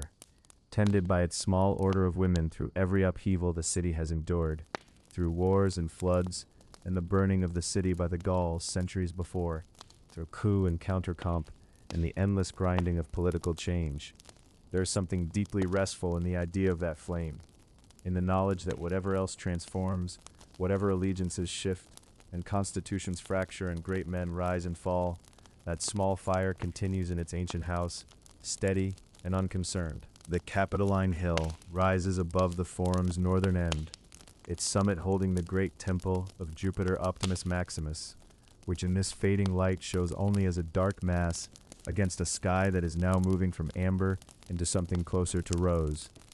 The terracotta tiles of the temple roof the same reddish color as the sky behind them, so that for a moment the building seems almost continuous with the heavens above it, as though it has simply grown upward into the divine. The Capitoline has always been the spiritual center of the Roman world, the place to which generals have climbed in triumph, the place from which the city's relationship with its gods is conducted, and it watches over the Forum now with the patient authority of a very old institution that has learned not to be surprised by anything happening below it. Down a small slope to the east, where the Forum Romanum gives way to the older and more residential neighborhoods climbing toward the Esquiline, a woman is lowering the shutters on a small bakery, the wooden panels swinging inward on their leather hinges, the smell of bread that has been baking since before dawn, still warm in the doorway. Inside, a lamp on the counter throws a circle of yellow light across the flour-dusted surface, and the woman works by feel as much as by sight, closing up with the confidence of someone for whom this sequence of motions is as natural as breathing.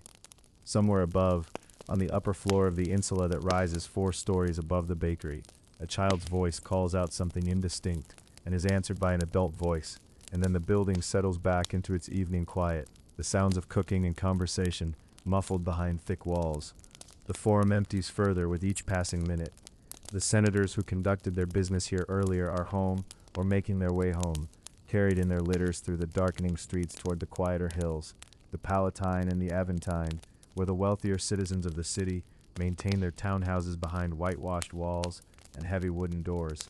The street vendors and the petitioners and the curious and the idle have dispersed into the warren of streets that feed outward from the Forum's edges in every direction, back to their apartments and their dinners and their small private evenings. What remains is the Forum itself, in its grandeur and its ordinariness, its stone and its lamplight, its silence that is never quite silence because a city of 1,000,000 souls is always producing some quiet evidence of itself, a wheel on cobblestone somewhere distant, a dog settling into its sleep in a doorway, the low wash of water in the channel, the soft combustion of oil in 100 small flames burning through the night. Rome breathes, the lamps burn on, and in the morning, the men who must decide what shape the world will take will return to these stones, will meet and argue and maneuver in the spaces between these colonnades, and the great unresolved question of who holds power and how it is held will continue its slow and patient working out. But that is morning. Tonight the Forum rests, suspended gently between what was and what is yet to be, and the lamps cast their warm and ancient light across the pavement, and the city, for a few hours, simply breathes. Smoke still hung over the city in those weeks after the funeral, thin and gray against the autumn sky, drifting from the charred wood of the pyre that had consumed Julius Caesar, and with him, something older and harder to name, a sense, perhaps, that the Republic still held its shape, that its institutions still meant what they had always meant, that the men who walked the Forum stones still believed in the same Rome. The smoke had thinned now, settling into the low places of the city, into the alleyways and the colonnades, into the spaces between the market stalls where vendors spoke in quieter voices than they once had, and where ordinary men and women glanced over their shoulders a little more often, reading the mood of the streets the way sailors read the sky before a crossing. Into this uncertain air, 3 men were moving, not together, not yet, and not willingly, toward one of the strangest and most coldly practical arrangements that Roman politics had ever produced. Their names were Marcus Antonius, Gaius Octavius, and Marcus Aemilius Lepidus, and between them they held or claimed to hold more raw power than any single man could safely grasp alone. What bound them together was not affection, and it was not shared vision, and it was certainly not trust. What bound them together was the oldest cement in Roman political life, mutual necessity and mutual fear. Let us settle into that autumn quietly and watch what happened when ambition sat down at the same table as caution and grief. Antony at this moment was 40 years old, or very nearly so, a broad and physically commanding man with the kind of presence that rooms noticed before he had spoken a single word. He had spent the week since the assassination moving carefully, which was not his natural tendency. Nature had given him a taste for the direct gesture, the bold action, the speech that carried the crowd. But the situation demanded patience, and he was capable of patience when the stakes were high enough. He had consolidated his position in the city with a Roman general's precision, securing the loyalty of Caesar's veterans, managing the city's grain supply, occupying the practical levers of power, even while appearing outwardly to be engaged only in the solemn business of mourning his fallen patron. He was a man who understood that the first weeks after a great man's death were a battlefield as real as any field in Gaul, and he had not wasted them. Octavian was something else entirely, and it is worth pausing here to feel the strangeness of his arrival on this stage. He was 18 years old. He was slight and often unwell, and looked by most accounts considerably younger than his years. He was Caesar's grandnephew, and as the will had now revealed to a stunned and rearranging Rome, Caesar's adopted son and primary heir, which meant that this pale young man of 18 was now, legally and formally, Gaius Julius Caesar. Antony had initially treated him with something close to contempt, the way a seasoned general treats a boy who has wandered into a camp and announced himself a soldier. It is said that in their first meetings, Antony was dismissive, almost offhand, and that he delayed and complicated the transfer of Caesar's estate in ways that humiliated the young heir and made no secret of his low opinion. He would, in time, come to understand that this was perhaps the gravest miscalculation of his life, because Octavian was patient in a way that was almost frightening, patient with a coldness that had nothing youthful about it at all.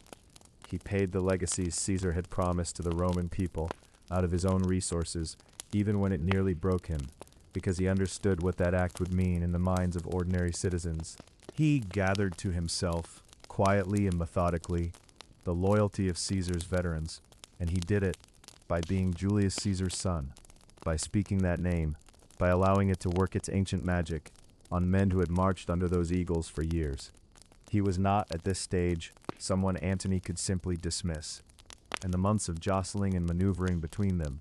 the raised voices, the legal threats, the armed posturing outside city gates, had made this unmistakably clear. Lepidus, the third figure in this arrangement, is often the one who slipped from memory first, and perhaps that is fitting,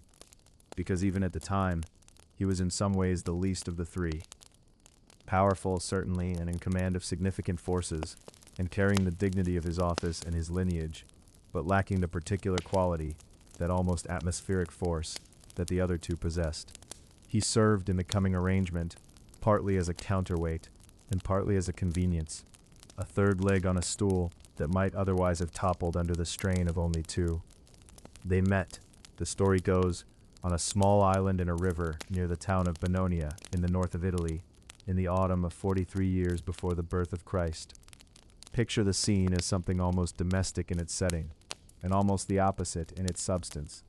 A flat, unremarkable little island in the middle of a river, surrounded by the brown and golden light of an Italian autumn, the water moving quietly past the banks on either side, carrying with it the smell of turned earth and distant rain. Each man came with a small escort. There had been elaborate negotiations about this, about numbers, about approach, about who would cross to whom, and in what order. All the small rituals by which men who do not trust each other agreed to enter the same space. They met, they sat, and over the course of what the sources suggest were several days, they built the arrangement that history would call the Second Triumvirate.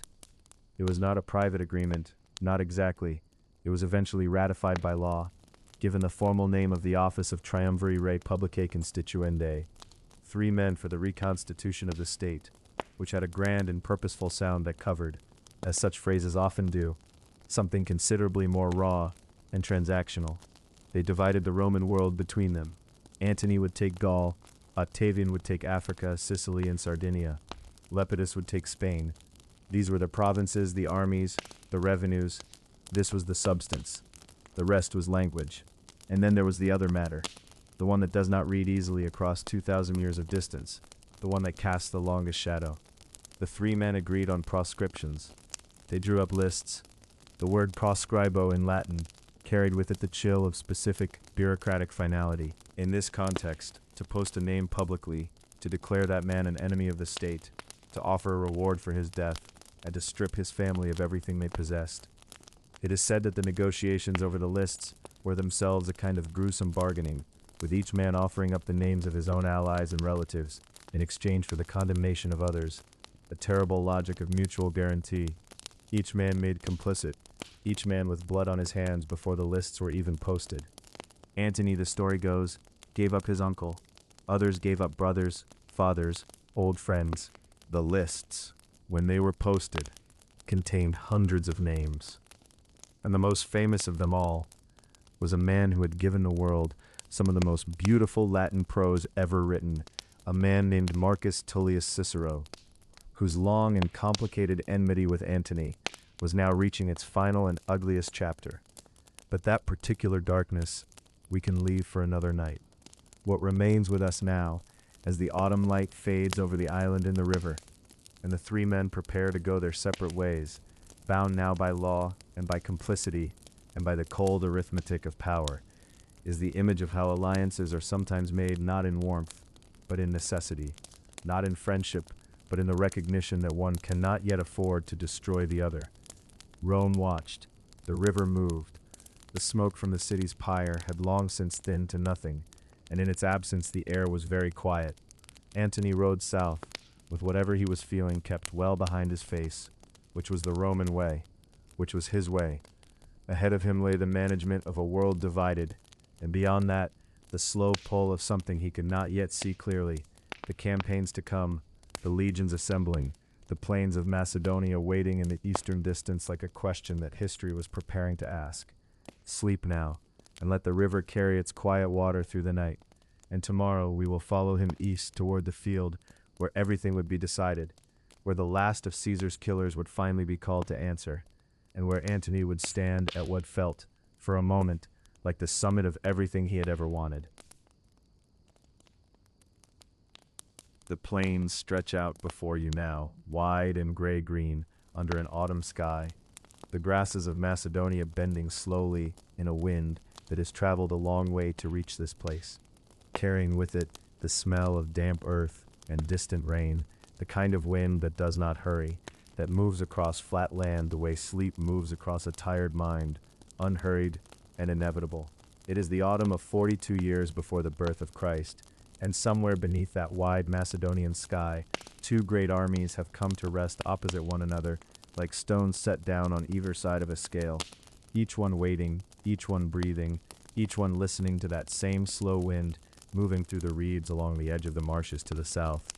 The town of Philippi sits on a low ridge in the distance, an old Macedonian settlement that has seen soldiers before, seen the dust of armies, and the rattle of supply carts, and the low murmur of men who do not know whether they will still be alive when the next season turns. The Via Egnatia, that great Roman road that threads its way across the width of Macedonia like a seam stitched through old cloth, runs through the middle of the plain, and it is along this road, and on either side of it, that the forces have arranged themselves, two camps facing two camps, the autumn light falling evenly across all of them, without preference or pity. Mark Antony has marched a long way to be here. He has crossed the Adriatic Sea with his legions, navigated the rocky Macedonian coastline, and moved his forces inland, through country that was beautiful in the way that ancient places often are, full of oak forests and cold rivers and the ruins of older civilizations still half visible in the hillsides. He has done all of this with the methodical energy that was one of the truest things about him, that quality his soldiers had always remarked upon, the way he seemed to draw strength from motion, from the physical fact of an army moving together through the world, eating together, sleeping together, facing the same wind and the same cold. He was, in those weeks of march and preparation, very much a soldier and very much at home. Across the plain in their own fortified camps waited the men who had killed Julius Caesar. Brutus and Cassius, two of the principal conspirators, had gathered an enormous force in the months since the Ides of March, drawing legions from the eastern provinces, collecting tribute and soldiers, and the loyalty of men who still believed that what they had done in the theater of Pompey had been a noble and necessary act. It is said that their combined forces numbered somewhere close to 90,000 men. A great tide of armed humanity stretched along the northern edge of the plain, their campfires visible at night from the triumviral positions, flickering orange points of light scattered across the dark, like a constellation that had settled close to the ground. Antony's own forces, combined with those of Octavian, were of comparable size. Two Roman armies balanced against one another on that wide, flat ground, the whole weight of the Republic's future pressing down upon the autumn grass. Octavian was unwell. This is one of the quieter, more melancholy facts of the Philippi campaign, that the young man who would one day become Augustus, who would inherit the earth that Antony was fighting to secure, was in those weeks confined to his tent, by illness, too weak to command in the field, present but diminished, a shadow of the force he would eventually become. It fell to Antony, then, to carry the military weight of the first engagement, and this he did with the kind of brisk, competent aggression that had always defined him on a battlefield, moving his forces with speed and precision, finding the weaknesses in the enemy's position, pressing forward along the marshy ground to the south, where Cassius had built his defenses, attacking before Cassius was ready to receive him. The first battle unfolded over the course of a single long afternoon,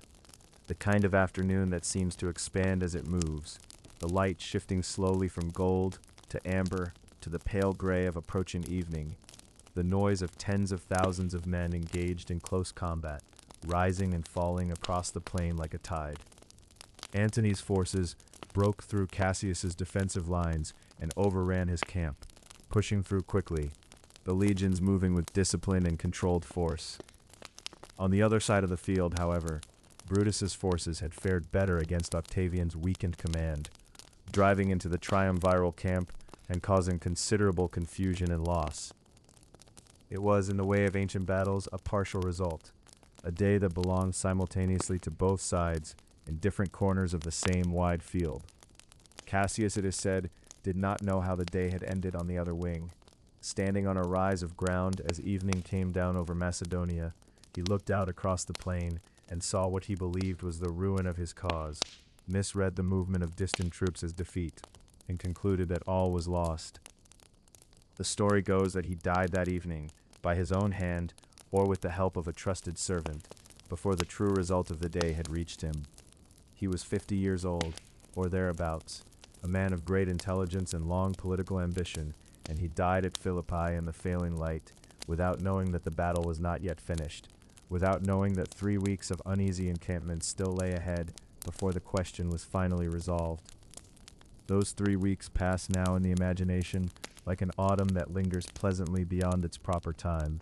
the days cooling slowly, the soldiers in their camps eating and resting and watching the sky for signs, the wind from the north carrying the first suggestions of the winter that would come eventually, the grass on the plain growing paler and thinner as the weeks moved on.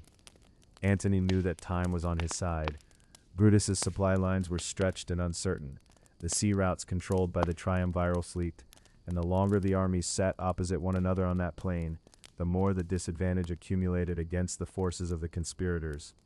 He was content to wait, to let the season do part of his work for him, moving through his camp each day with the unhurried ease of a man who knows how the story ends, without needing to rush toward the final page.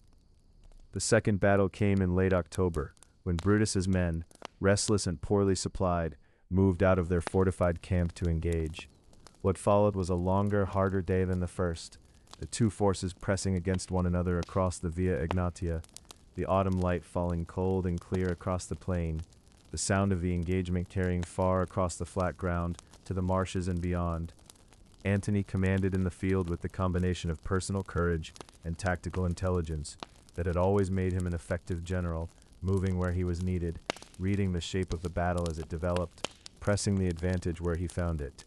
By the time the afternoon had given way to evening, the outcome was no longer in doubt. Brutus's forces had broken and were falling back, the coherence of his army dissolving as men began to flee toward the hills to the north, dropping weapons and shedding armor in their urgency to be away from the field.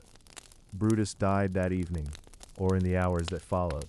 The story goes that he, like Cassius before him, chose not to be taken, that he died by his own hand somewhere in the hills above the plain, attended by a small number of companions who had stayed with him until the end. He was 42 years old, or thereabouts, a man who had read philosophy and written letters and believed sincerely in the ideas that had moved him to his fatal decision on the Ides of March.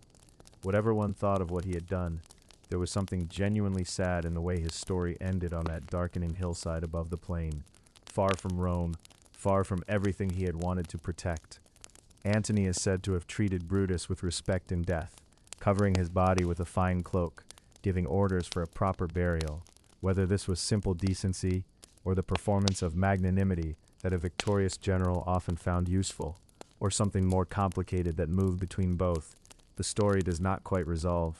Perhaps it does not need to. The battle was won, the conspirators defeated, and the plain of Philippi grew quiet again under its wide Macedonian sky as the armies began the long work of standing down, counting their losses, and beginning to understand what had changed. The fires in the triumviral camp burned late that night, and the wind moved across the plain as it had moved all through those autumn weeks, slow and even and indifferent, bending the pale grass at the edge of the marshes, carrying the smell of wood smoke out across the dark. The soldiers slept, and the sentries walked their quiet rounds, and somewhere in the command tent, Mark Antony sat by the warmth of a lamp flame that moved gently in the draft from the tent's open flap, throwing soft light across the maps and dispatches on his table, already beginning to look east, toward all the wide and glittering world that now lay open before him. The ships had already left the harbor at Brundisium when the wind shifted, carrying with it the smell of salt and cypress resin and something older, something that belonged to the sea lanes of the eastern Mediterranean rather than to the stone and smoke of Rome. Antony stood at the prow as the Italian coastline softened and disappeared into the pale morning haze, and it is easy to imagine that he breathed differently then, that some tightness he had carried through the long months of negotiation and violence and political calculation simply loosened. Loosened the way a rope loosens when the weight it has been holding is finally set down upon solid ground. The world east of Italy was a different kind of world entirely, and Antony had tasted it before, in his soldiering years in Syria and along the fringes of Egypt, but he had been young then and subordinate, and the East had been a theater of war rather than a theater of living. Now he came differently. He came as the master of the eastern half of the Roman world, one of 3 men who had between them divided the known earth, and the cities that lay ahead of him were his to administer, his to walk through, his to understand at whatever pace suited the season. Greece received him first, as Greece receives almost everything, with a kind of ancient, unhurried grace. He passed through Athens in the warm weeks of early autumn, and the city opened around him the way a very old book opens, slowly, with great care, each page dense with something that does not announce itself, but simply waits to be noticed. The Acropolis rose above the streets in that particular quality of attic light that painters have tried to capture for centuries and never quite managed, a light that is golden without being warm, clear without being cold, as though the air itself has been refined by time into something purer than ordinary air.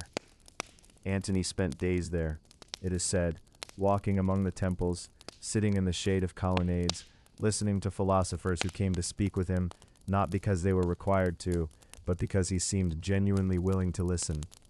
He had always had this quality, which his enemies in Rome tended to overlook or dismiss, this capacity to be present with people, to sit with them rather than above them, to let the conversation go where it wished to go, rather than steering it always toward his own advantage. In Athens, the philosophers found him curious and unhurried, and the story goes that he accepted their robes and their customs with something very close to sincerity, taking on the dress and manners of a Greek gentleman with the ease that suggested he had always felt more at home in the Eastern tradition of symposium and discourse than in the harder, more martial posture of the Roman public man. From Athens he moved through the Greek islands at a pace that felt to those who accompanied him almost dreamlike in its unhurriedness. The fleet moving from harbor to harbor as the autumn deepened, each island greeting him with offerings and ceremonies and the quiet anxiety of communities that had been through too many years of civil war and needed above all to know that the worst was over. He reassured them where he could. He distributed favors, reduced some tax burdens, settled disputes that had been festering since the wars, and in doing so he built around himself the early outline of something that was not quite Roman in its texture, a kind of personal dominion in which loyalty was given not to an institution, but to a man, and that man was warm and present, and arrived by sea with wine and music and the smell of the salt wind. Asia Minor received him, as a province receives a conquering general who has chosen, at least for the moment, to be a benefactor instead. The great cities along the western coast of what we now call Turkey, Ephesus and Pergamon and Smyrna, opened their gates to him with a ceremony that had been carefully prepared, but that seems to have surprised even its organizers by the depth of genuine feeling it produced. In Ephesus, the story goes, the women of the city came out dressed as bacchantes, the wild female worshippers of the god of wine and transformation, and the men dressed as satyrs and woodland spirits, and the whole procession moved through the streets with pipes and drums in a kind of ecstatic welcome that blurred the boundary between political greeting and genuine religious feeling, as though the city itself were not entirely sure whether it was welcoming a Roman general or a god who had arrived in the form of one. Antony had always been drawn to Dionysus, to Bacchus, to the particular energy that god represented, the energy of abundance and transformation and the loosening of fixed things. He seems to have accepted the comparison not with the careful humility of a man who privately knows better, but with something warmer than that, something closer to recognition, as though the East were reflecting back to him an image of himself that felt more true than the images Rome had always offered. Pergamon was another kind of splendor, a city of libraries and temples set on a hillside above the sea, the air there carrying always the faint resin scent of cedar wood and the cooler breath that comes down from the mountains in the late afternoon. Antony held court there, hearing the appeals of cities and kings and minor rulers from across the Eastern world, granting audiences with that particular combination of generosity and theater that he had always understood to be the essential grammar of power. Requests were made, many were granted, some were not. The line between gift and demand was carefully maintained, at least in form, even when in substance the two things had become nearly indistinguishable.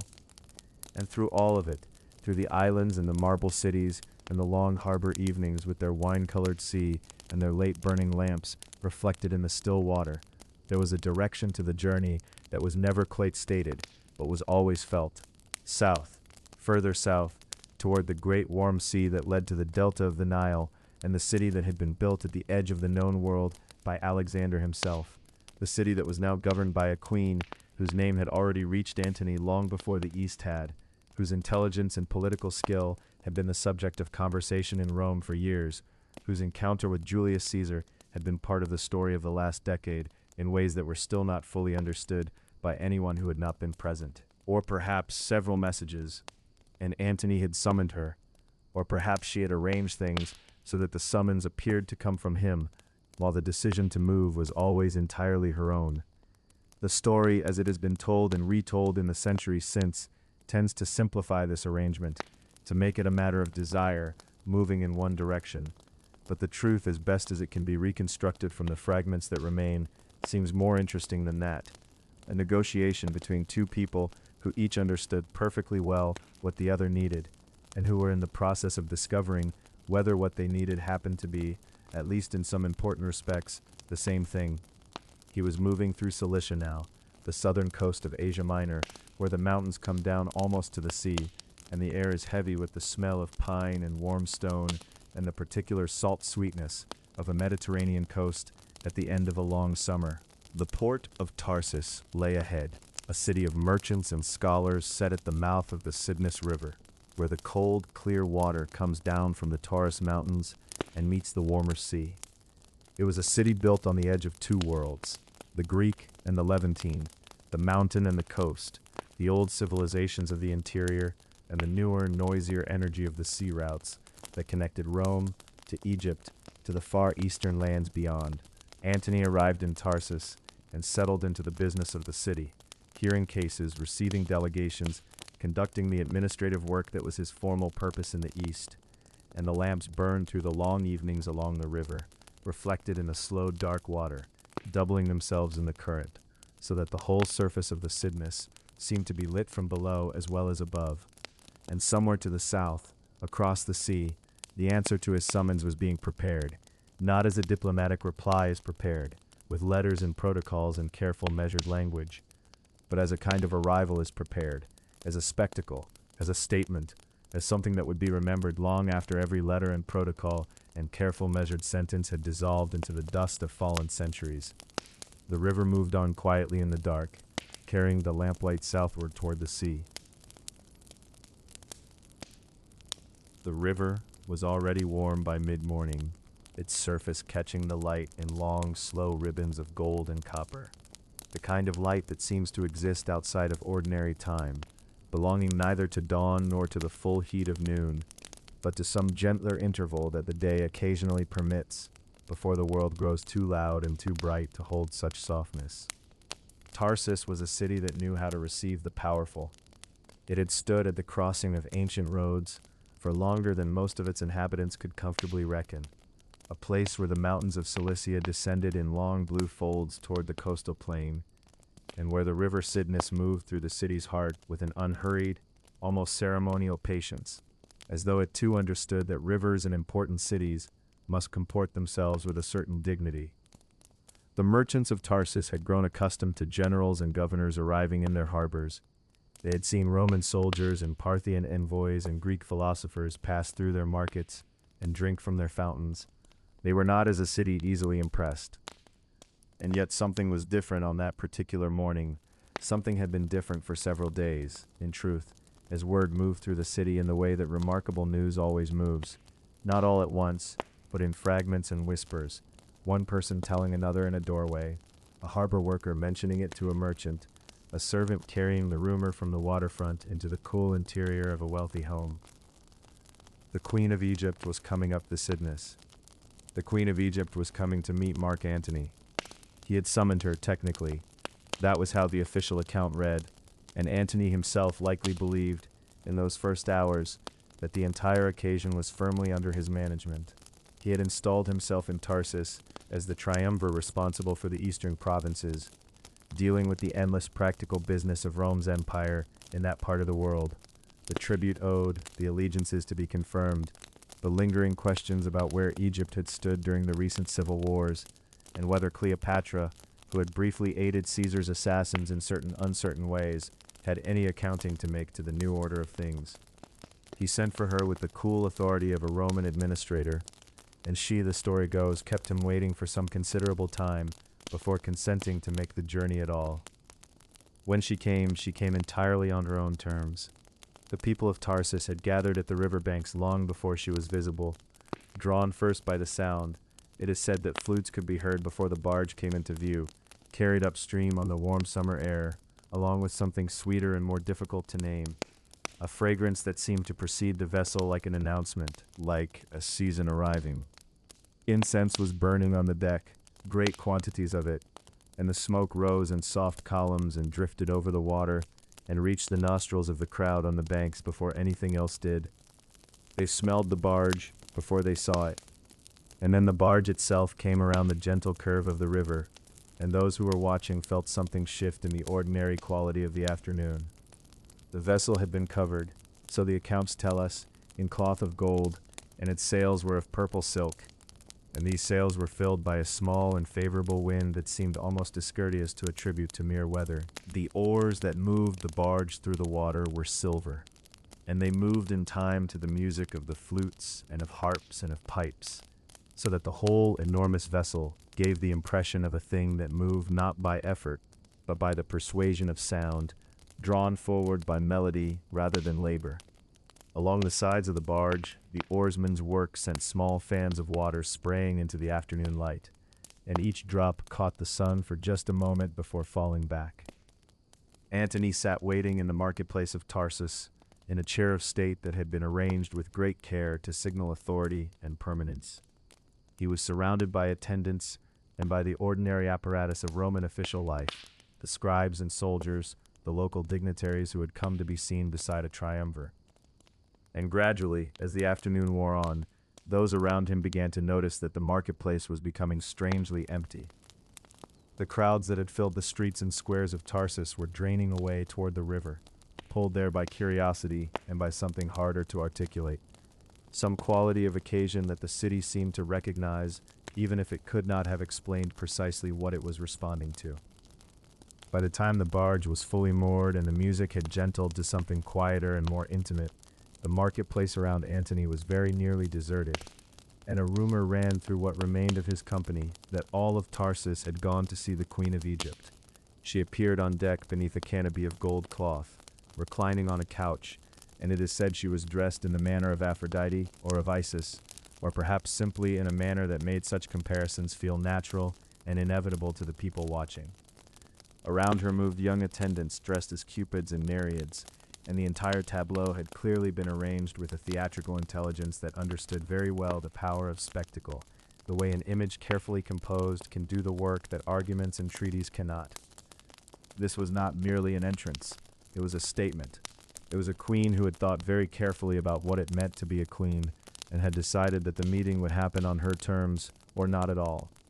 Antony sent an invitation to dinner. She replied with great courtesy and complete command of the situation that he should come to her instead.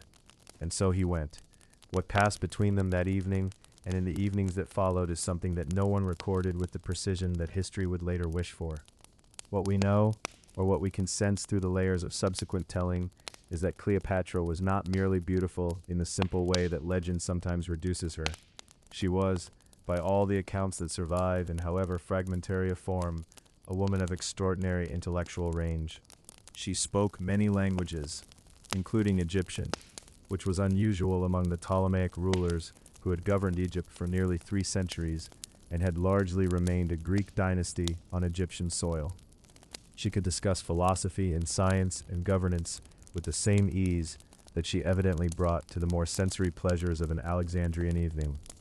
She was, in short, precisely the kind of person who would interest a man like Antony, who was himself far more intelligent and more curious than his reputation for excess sometimes suggests. And so they talked, and they dined, and the lamps on the barge were reflected in the slow, dark water of the Cydnus, doubling themselves in the river's surface, so that from the banks it might have seemed as though there were 2 sources of light, one above and one below,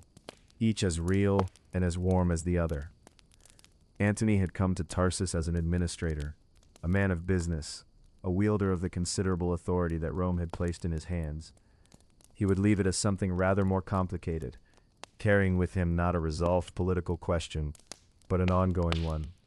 Not a queen who had submitted to Rome's accounting, but one who had, in the most gracious and unhurried way imaginable, simply made the Roman world accommodate itself to her presence. It is said he asked her to stay. It is said she agreed, for a while, and that a while stretched with the ease of warm evenings and river light into something far longer and far deeper than either of them might have planned. They were, in their way, well matched. Both of them had survived things that should have destroyed them. Both of them understood power and desired it with a kind of clear-eyed appetite that could coexist, in certain natures, with genuine warmth and genuine pleasure. Both of them, one suspects, felt in the company of the other something rare, the particular ease that comes when you are with someone who is not frightened of you. The Cydnus carried its light on into the evening, the river's surface dimpling and shifting as the night wind came down from the hills of Cilicia and moved across the water in long, slow breaths. The lamps on the barge burned steadily, their reflections wavering only gently below, as though the river were breathing quietly beneath them, patient and deep, content to hold all that light a little longer before the darkness came. The city that Antony and Cleopatra would eventually settle into together waited somewhere to the south and west, along the Mediterranean coast, its harbors lit at evening by the same kind of patient, golden fire. Alexandria was still days away, still a future that had not quite announced itself, but even here on the Cydnus, in this small Cilician city that had gathered itself along its warm river, the direction of things had already quietly shifted,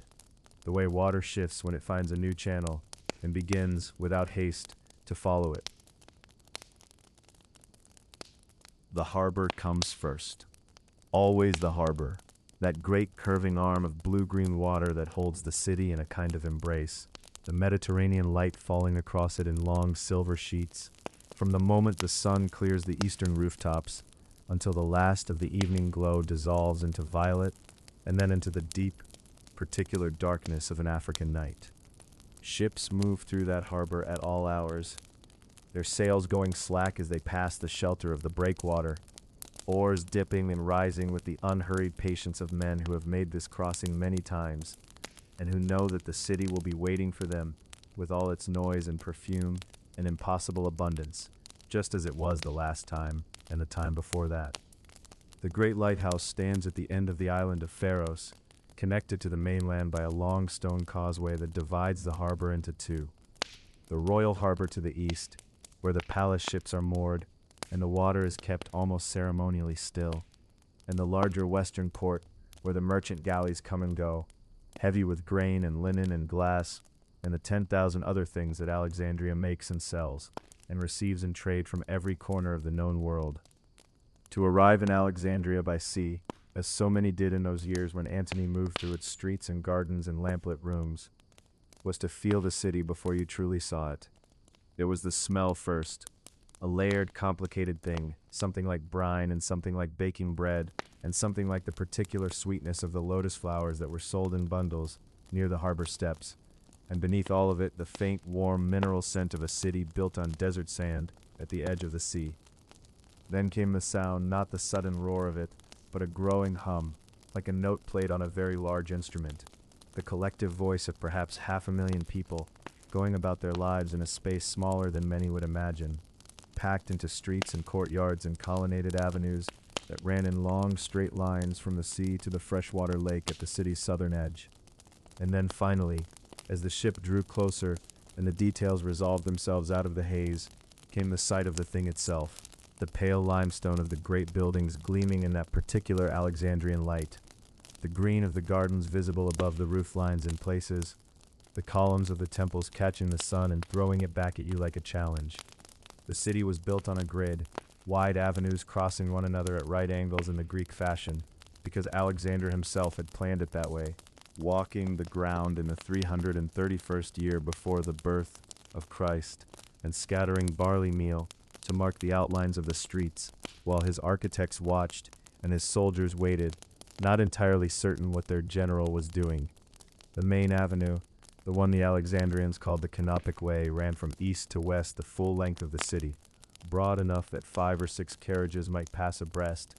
shaded in places by the overhanging upper stories of the fine houses, and divided by a raised central path where people walked in the cooler part of the morning before the heat settled. At dusk, when the air came in off the water and the day's business began to wind down, the Canopic Way filled with a particular kind of unhurried movement, families taking the evening air, philosophers still arguing as they walked, vendors of honeyed dates and roasted seeds calling out from beneath awnings, gone orange and rose in the failing light, and here and there a litter carried by slaves, its curtains drawn, moving through the crowd with a kind of practiced, quiet authority.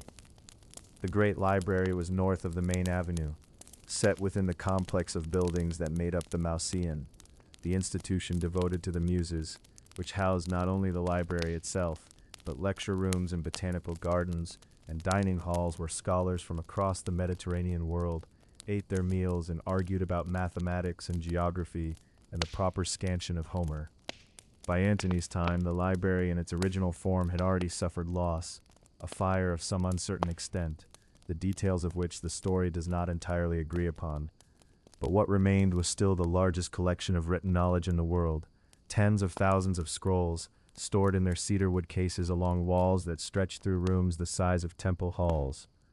Scholars worked there by lamplight in the early morning and late evening, when the outer rooms were quiet, their styluses moving, their lamps burning that same clean oil pressed from the Nile Delta flax, the light of it soft and steady, and somehow conducive to the kind of slow, effortful thinking that the place demanded. The royal quarter occupied the northeastern corner of the city, where the land curved around the royal harbor, and the palace complexes stepped down toward the water in a series of terraces planted with trees and flowering things that did not grow naturally anywhere else in Egypt. Plants brought by ship from distant places, tended by gardeners who understood both their origins and the particular demands of the Alexandrian climate, which was warmer than Greece and more temperate than the deep desert, a kind of privileged middle country where almost anything would grow if you gave it water and attention. The gardens at night were a different place entirely from their daytime selves. Torches burned in iron brackets set into the garden walls, and smaller oil lamps had been placed along the paths in clay cups that glowed a warm amber, and the shadows of the palms and the laurels moved slowly across the flagstones as the sea breeze passed through the branches, giving the whole scene a quality of gentle, continuous motion, as though the garden itself were breathing. Inside the palace, The rooms were large and cool, the walls faced with polished stone that held the temperature of the sea air even in the hottest part of the afternoon. And the floors were laid with mosaic work of such fineness that to walk across them in bare feet was to feel each tiny tessera beneath your sole, smooth as river-washed pebbles. The dining rooms were lit by many lamps together, bronze stands holding clusters of small flames that threw a warm, unsteady light across the painted walls and the long tables set with gold and silver plate. And the effect was of something between firelight and candlelight, intimate in spite of the scale of the rooms, inviting the particular kind of ease that comes when there is enough warmth and enough light to see the faces of the people near you, but enough shadow to soften everything at the edges. Music came from somewhere beyond the visible, flute and cithara, playing something slow and modal, in the Egyptian manner, and the smell of the lamps mingled with the smell of the food and the flowers that were placed in vases along the windowsills, so that the air in those rooms was a thing you could almost taste. Beyond the palace quarter, the city went on in all its ordinary, extraordinary variety. There were temples to the Egyptian gods, Isis and Serapis most prominently, their sanctuaries large and well attended, their priests moving through the streets in white linen with shaved heads and an air of unhurried purpose, and temples to the Greek gods too, and a great synagogue for the Jewish quarter that was said, in the accounts of those who remembered it, to be so large that a person standing at one end could not clearly see the other, and that the congregation had to be signaled by flags when to respond, because a voice would not carry the full length of it. The markets ran along several of the secondary avenues, covered in places by awnings that filtered the light to a pleasant dimness, and there you could find purple-dyed cloth from Tyre, and cinnamon from India, and papyrus in every width and quality and grain of every kind grown anywhere along the 1,000-mile length of the Nile Valley. As the evening deepened, and the harbor lamps were lit one by one along the breakwater, each small flame a companion to the others across the dark water, the city settled into its nighttime self. Quieter than the day, but never fully quiet, always that low, steady hum beneath everything, the sound of a place too alive and too large and too full of human purpose to ever entirely sleep.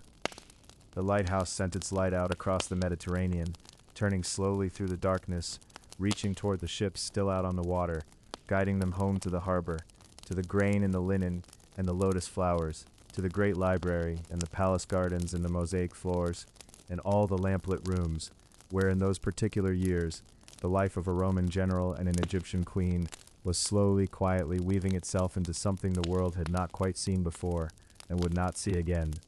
That story of what those years held, of what was built between them and what was lost, waits just beyond this moment of stillness, ready to be told when the night is right and the listening comes easily once more. Somewhere beneath the wide and starlit sky of the Mediterranean, the years begin to slow, as years sometimes do when a life finds its center of gravity in a particular place, a particular person, a particular warmth that feels for a time like the whole of the world. The palace at Alexandria, with its long colonnaded corridors open to the harbor breeze, its rooms fragrant with Syrian cedar and Cypriot beeswax and the faint salted breath of the sea, became for Marcus Antonius something he had perhaps never known with such completeness before. A home. Not the borrowed rooms of a soldier on campaign, not the tense apartments of a politician watching his back in Roman alleyways, but a true home, with its particular light at particular hours, its familiar sounds settling into the ears like a language learned in childhood. The candles burned low and long in Alexandria, their flames barely trembling in the still night air. And in that stillness, Antony seems to have rested, at least for a time, in a way that the grinding restlessness of his Roman years had never quite permitted. The children came, and with them a quality of ordinary life that history sometimes forgets to mention when it speaks of great figures. Cleopatra bore him twins, a boy and a girl, whom they named Alexander Helios and Cleopatra Selene, the sun and the moon, the east and west held together in two small sleeping faces. It is said that Antony was genuinely delighted by them, that he was the kind of father who was present, who played with his children in the courtyards of the palace, while the great machinery of empire ground on without him for a few hours.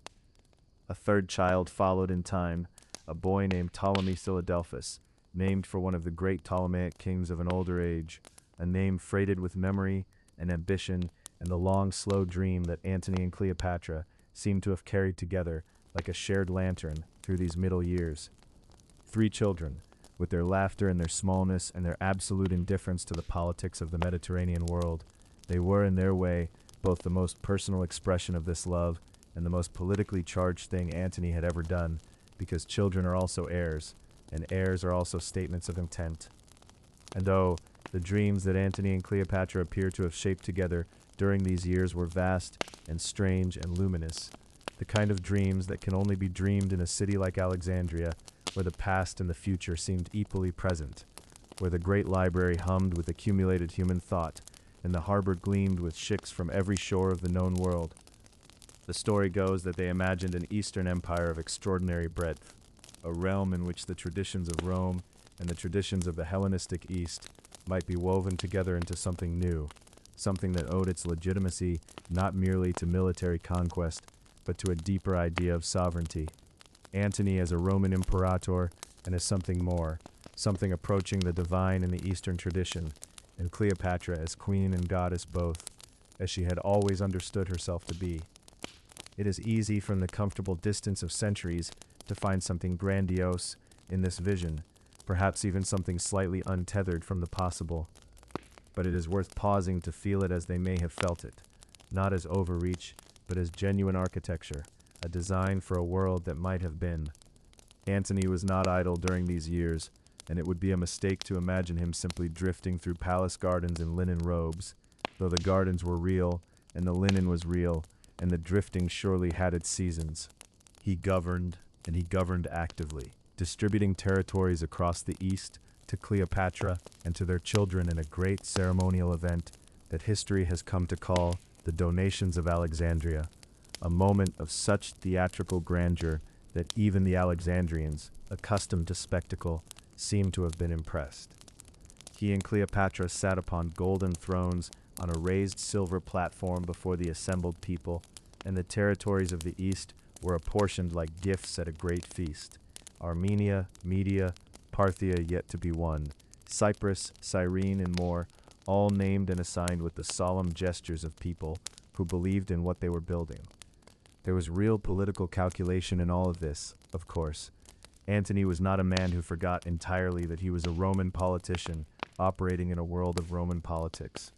But there was also, one senses, genuine conviction, a belief that he and Cleopatra together might remake the map of the world in a way that served both of them and the populations they governed, that the East need not be merely a territory to be squeezed for tribute, but a civilization to be honored and joined. The campaigns of these middle years remind us that Antony never set down the soldier's burden entirely. He campaigned into Parthia and found it punishing, the great Parthian expedition, which he undertook with enormous ambitions and enormous forces, met with difficulties that chastened even his considerable confidence. And the retreat through the Armenian highlands in autumn cold was one of the genuinely arduous experiences of his military life. Thousands of soldiers were lost not in a single dramatic battle, but in the slow, grinding attrition of distance and hunger, and an enemy who refused to meet Roman legions in the open field. Antony bore this with the particular stoicism that soldiers sometimes find after their pride has been sufficiently humbled, and he returned to Cleopatra and Alexandria, altered by it in small, hard-to-articulate ways. There is something poignant in imagining him sailing back into the harbor, with its familiar smell of brine and cedar smoke, the lighthouse rising above him like a fixed star, and knowing that the grand Parthian triumph he had imagined would not come as he had planned. And yet he came back. He always came back to Alexandria, and to her. The growing distance from Rome during these years was not merely geographical. Something was shifting in the way Rome perceived Antony, and the way Antony perceived Rome, and the two perceptions were drifting from each other the way two ships drift when their ropes are slowly, quietly cut. Rome was changing. Octavian was changing Rome, the young heir of Caesar, so cold and methodical where Antony was warm and impulsive, so patient where Antony had always preferred action, was remaking himself in the public imagination as the guardian of Roman tradition, the defender of Roman values against the corrupting influence of the East. And in this narrative, for it was a narrative carefully constructed and ruthlessly maintained, Antony served as the cautionary example, the great Roman who had gone native, who had been unmanned by a foreign queen, who had forgotten that he was a Roman.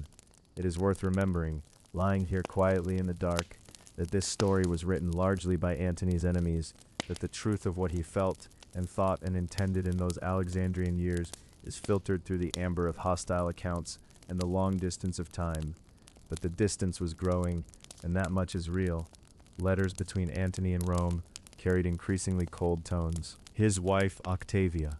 for he was still, technically, married to Octavian's sister, a political marriage contracted during the years of the triumvirate, remained in Rome patient and dignified, a living emblem of everything that Roman tradition asked of a Roman man.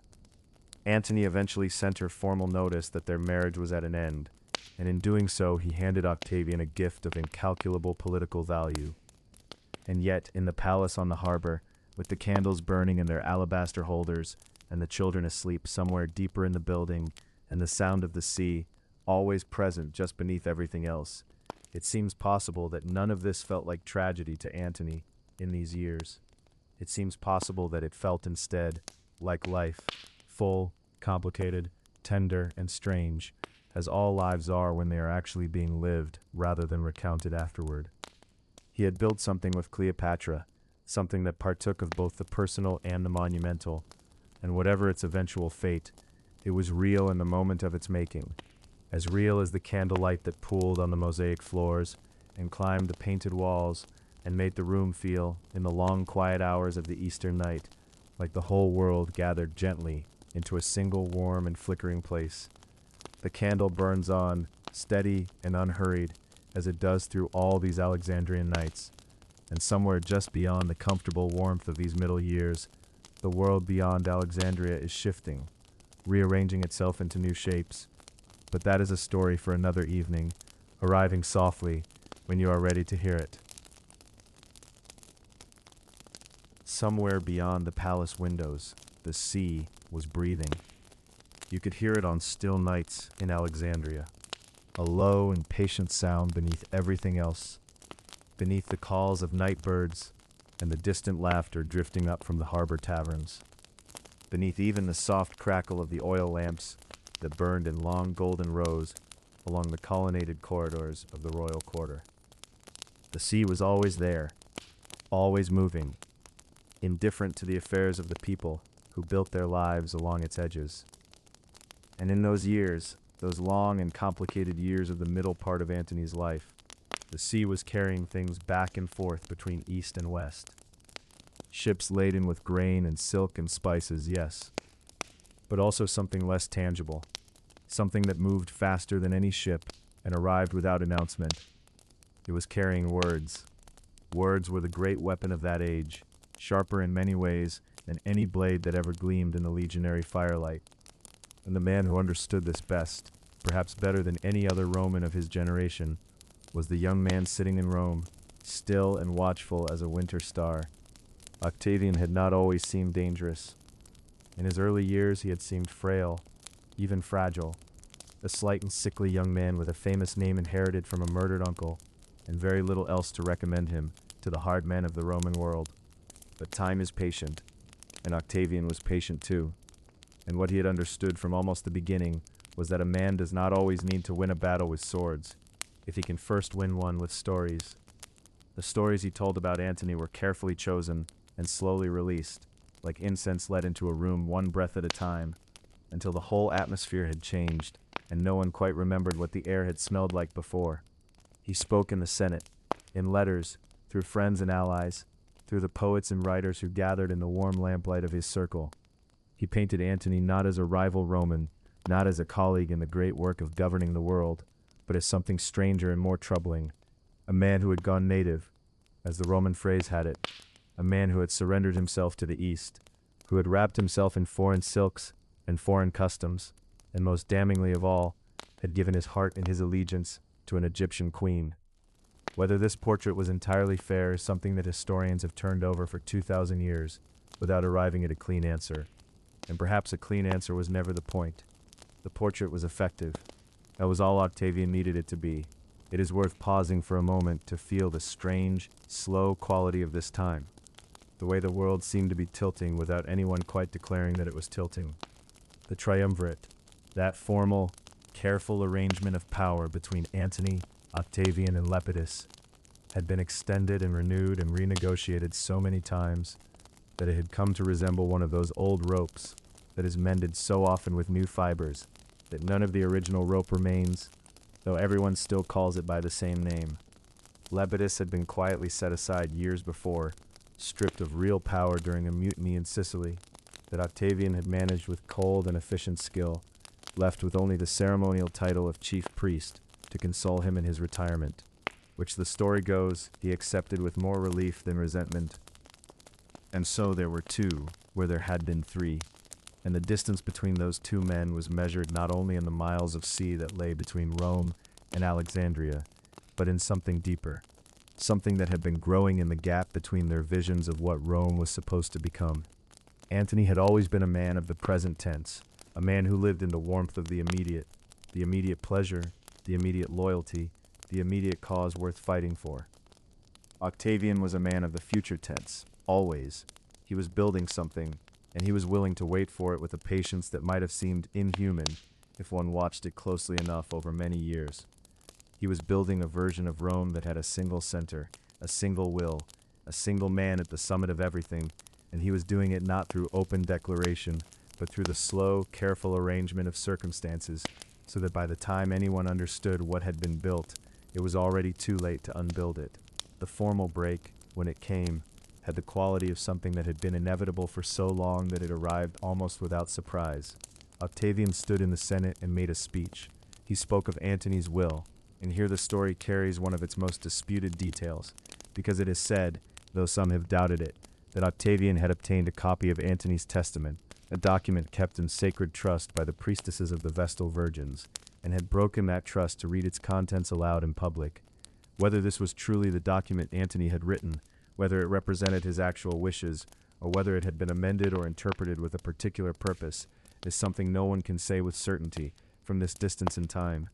What can be said is that the contents, as Octavian read them, were damaging. It was said that Antony wished to be buried in Alexandria beside Cleopatra.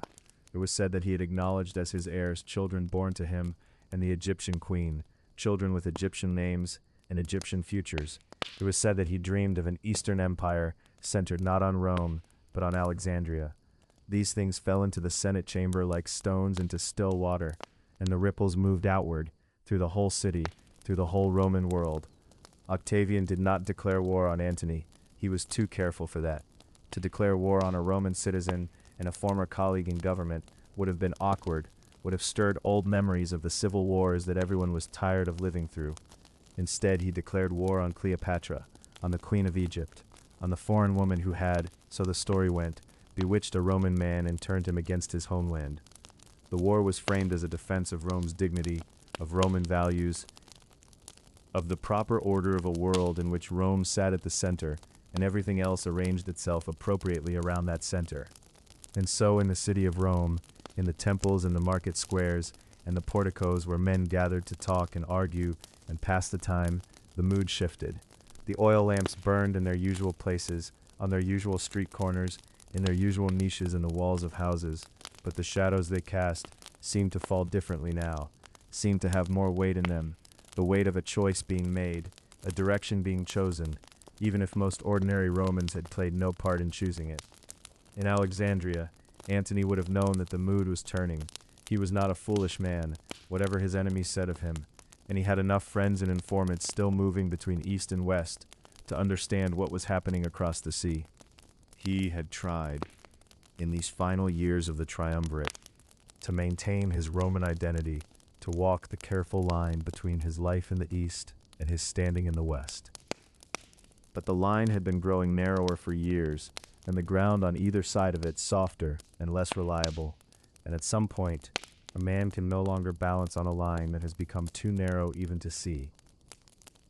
He made preparations. He gathered his forces, his legions, and his fleet. The ships that Cleopatra contributed to the cause, the allies of the East who had tied their fortunes to his. The great confrontation that had been building for years, The meeting of two worlds, two visions, two men, could no longer be deferred or negotiated around. It would have to be settled in the way that Rome had always settled its deepest questions. In the end, despite all its laws and speeches and ceremonies, on a field, or in this case on a stretch of open water, somewhere between the world Antony had chosen and the world that Octavian was in the process of making, the sea was breathing still, patient as it had always been, carrying no preference for either side, only the wind and the salt and the long, unhurried sound of waves against stone. Whatever was coming would come with the morning, and there were still a few hours of darkness left to rest in, to let the lamplight soften and the thoughts grow slow and loose and drift. The next chapter waits quietly at Actium, where the waters gather and the world holds its breath, but that shore is still a little way off, and for now there is only the gentle rocking of the night and the sea and the sound of time moving slowly forward as you drift toward sleep. The sea off the western coast of Greece had been restless for days before the battle, the water moving in long, slow swells beneath a sky the color of pale iron, and the wind, that same wind that had blown through every turning point of this long life, came and went in fitful gusts, neither quite strong enough to carry a fleet forward, nor still enough to allow the kind of deep, settled waiting that calms the mind before something enormous. The promontory of Actium curved gently into the Ionian Sea, and on either side of that narrowing gulf of Ambracia, two worlds had come to rest and face each other across the water, neither quite ready to begin, both knowing that what happened in the days ahead would determine the shape of everything that followed. It was the 2nd of September, in the year 31 years before the birth of Christ, when the fleets finally moved. Antony's ships were large, those great heavy warships built for power and endurance rather than speed, their hulls reinforced with iron plating, their oars pulling through the water with enormous, deliberate force. Octavian's fleet, commanded by the brilliant and instinctively gifted Admiral Marcus Agrippa, was built on an entirely different philosophy: lighter, faster, more maneuverable, able to dart and wheel and strike from unexpected angles before the heavier vessels could respond. The story goes that even before the battle was fully joined, Antony's forces were already at a disadvantage that no amount of courage or loyalty could easily overcome, because Agrippa had spent months reshaping the tactical situation, cutting off supply lines, winning over local populations, drawing the army that supported Antony into a slow and grinding attrition on the land, while the naval campaign began to feel, from the inside, like something already lost. What happened in the waters off Actium that September morning has been described in different ways by different ancient sources, and the full truth of it settles somewhere in the quiet space between the accounts, as the truth of most things does.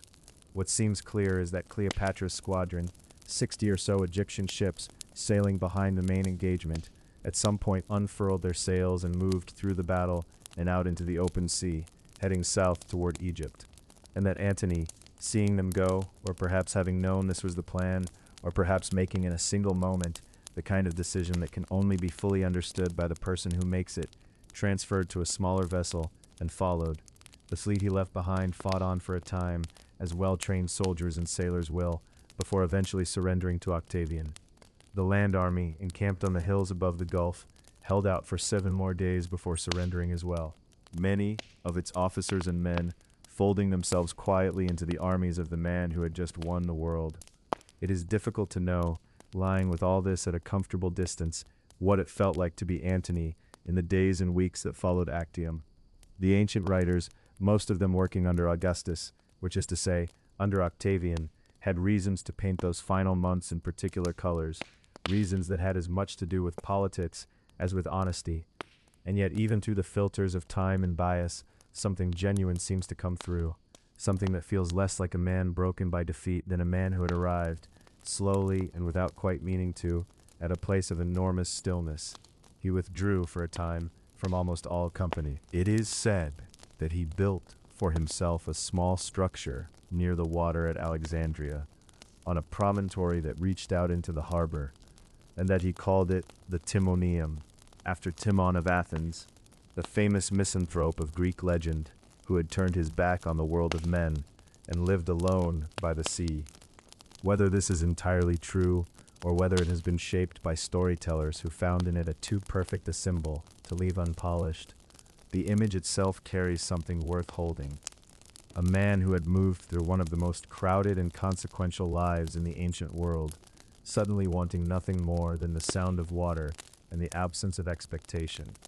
The harbor of Alexandria, in those final months, would have been a place of extraordinary tension, beautiful and precarious at once. The city still glittered, its white limestone catching the Egyptian sun in ways that turned every surface into a kind of quiet fire. Its harbor still busy with the commerce of the Mediterranean world, its libraries and gardens and colonnaded streets still carrying the weight of centuries of accumulated beauty. Cleopatra was there, moving through the palace with the focused, deliberate energy of a woman who understood that her kingdom's survival now depended entirely on the outcome of negotiations she was already beginning to pursue with the approaching power of Octavian. She sent messengers, she gathered her treasury, she thought carefully, as she had always thought carefully, about what was still possible. Antony, for his part, eventually came back from his solitary promontory, drawn back by her presence, as he had always been drawn back, and the two of them spent those final months in Alexandria together, in a way that the ancient sources describe as feasting and celebration, though it is worth wondering whether what they were actually doing was something quieter than the word feasting suggests, simply inhabiting whatever time remained in the fullest way they knew how, in a city they both loved, in the company of people who had been with them through everything.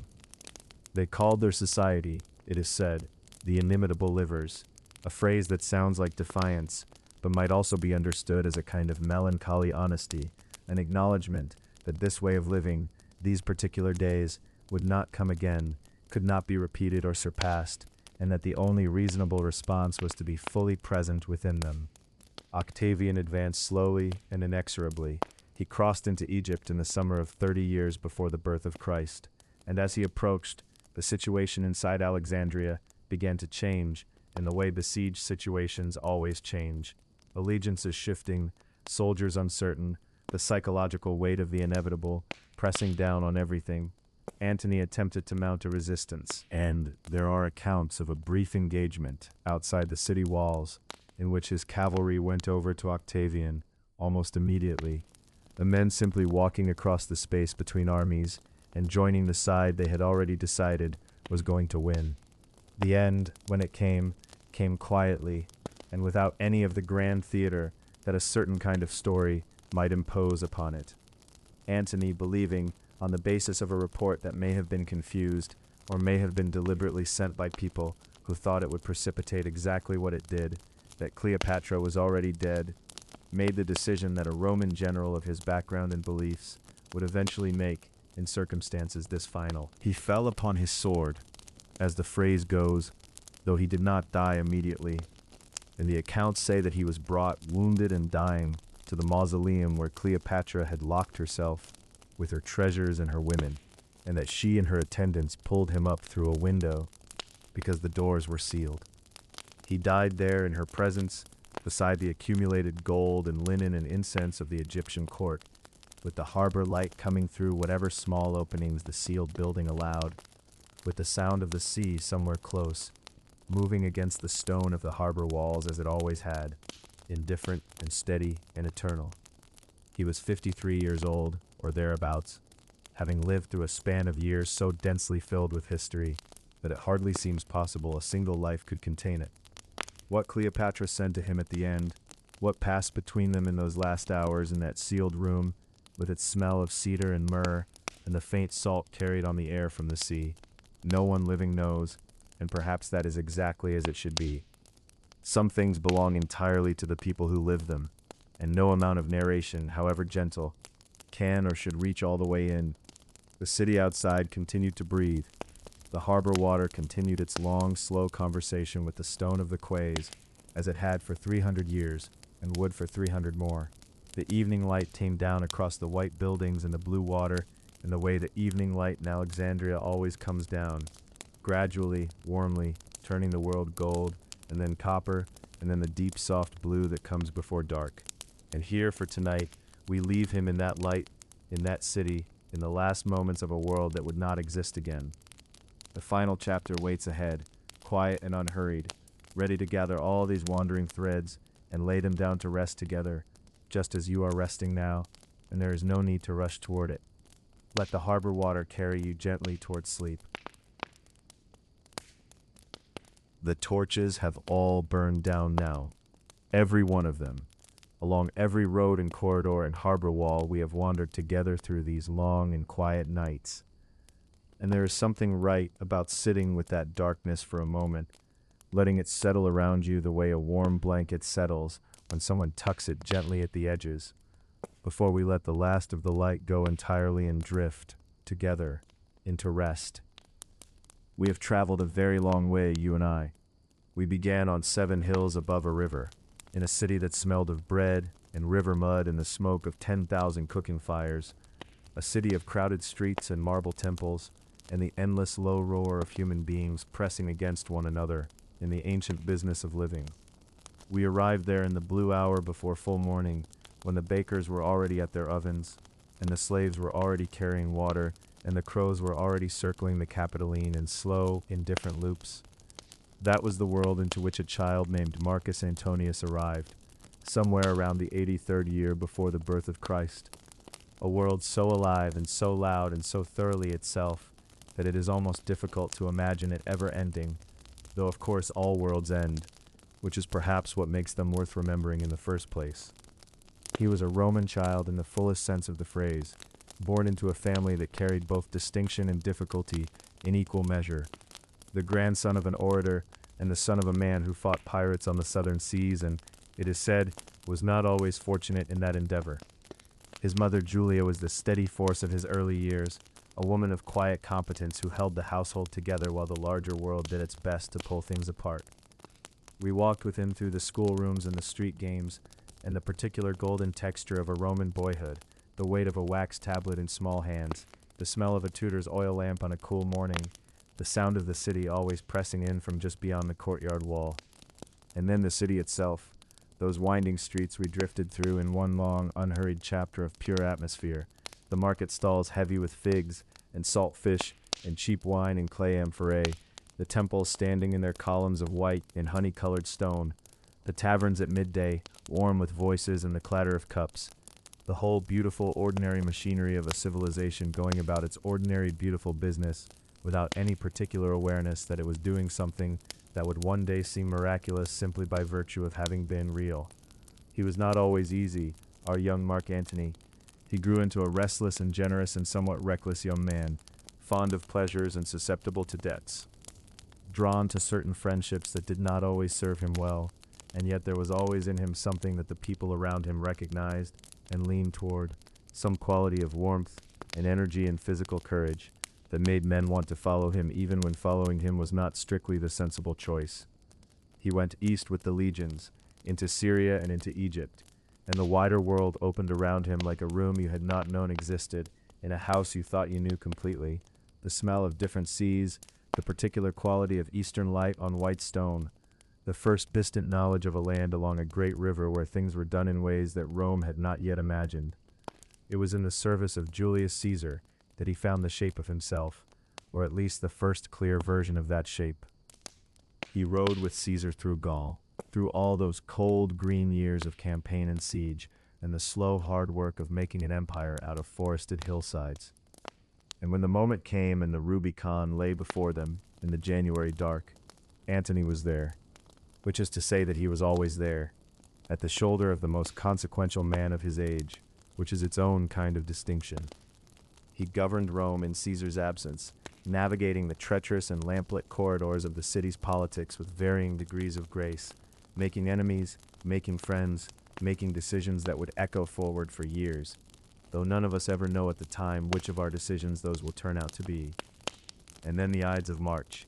that stunned and silent afternoon in the theater of Pompey, and everything changed in the way that things change when they change absolutely and all at once, the way a flame changes when someone opens a door and the wind comes through.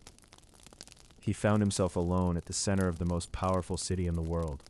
holding Caesar's papers and Caesar's memory and the grief and rage of Caesar's veterans. And he stood before the Roman people in the forum, and he spoke. And what he said moved through the crowd the way fire moves through dry grass. And Rome was never quite the same again. The The second triumvirate was built out of necessity and mutual suspicion in roughly equal measure. Three men who needed each other and did not trust each other, which is one of the oldest and most recognizable of human arrangements. The Battle of Philippi settled certain debts. Brutus and Cassius gone from the story on those dusty Macedonian plains, and then Antony was free to turn east, to Greece and Asia Minor, and the long, slow drift toward Egypt that felt in retrospect almost inevitable, the way certain journeys feel when you look back at them, as though the road had been choosing you as much as you had been choosing it. And then Tarsus, and the river, and the golden barge coming through the heat haze with its purple sails and its silver oars, and the smell of incense drifting out across the water like something from a dream. It is said that the people of the city left their seats and their market stalls and their various businesses to crowd the riverbank, and that Antony sat alone in the tribunal while the whole city went to see her, which is perhaps the best way to understand what kind of arrival it was, the kind that empties rooms, the kind that changes the temperature of the air. What began at Tarsus would last, in its way, for the rest of both their lives. Alexandria received him in all her extraordinary complexity, that city of harbors and libraries and colonnaded streets and gardens full of lotus and papyrus, and the soft sound of water being channeled between the palace walls. They built a life there, Mark Antony and Cleopatra,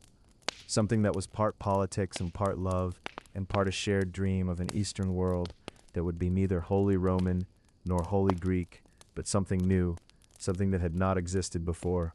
which is an ambitious thing to dream and perhaps an impossible one, though the dreaming of it was real enough while it lasted. The years that followed were long and complicated and shot through with beauty and difficulty in the way that long years tend to be.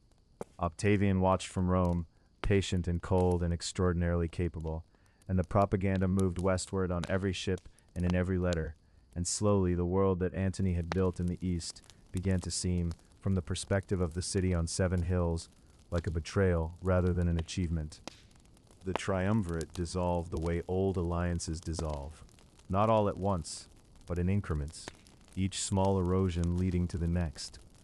until one morning you look down and find that the ground you were standing on is simply no longer there. Actium was a gray September morning on the Ionian Sea, and what happened there was the end of one world and the beginning of another. The kind of battle whose consequences are so large that they are almost impossible to see clearly at the time, visible only in the long distance of history. He went back to Alexandria, and Alexandria was where his story ended, in a private room in a city that had been for a time the most extraordinary place he had ever known. So here we are, having come all the way around, back to the beginning and back to the stillness. The torches are out. The forum is empty and quiet. The barge has long since gone from the harbor at Tarsus. The hills of Rome are silver in the moonlight, and the Tiber moves as it has always moved, slow and brown and patient, carrying everything and leaving everything behind. Somewhere a lamp gutters and goes out, and the darkness it leaves is gentle, the kind of darkness that asks nothing of you, that simply holds you in the soft, unmeasured time between one breath and the next. Marcus Antonius, soldier and lover and speaker of words that move the world, rests now in whatever rest belongs to those who have lived very fully and very hard. And we can rest too, you and I, in the quiet that remains when all the great fires have burned themselves down to warmth and ember and the faintest, most forgiving glow. Sleep now. You have traveled far tonight. The city on 7 hills will still be there tomorrow, and the stories with it, and the slow river and the light.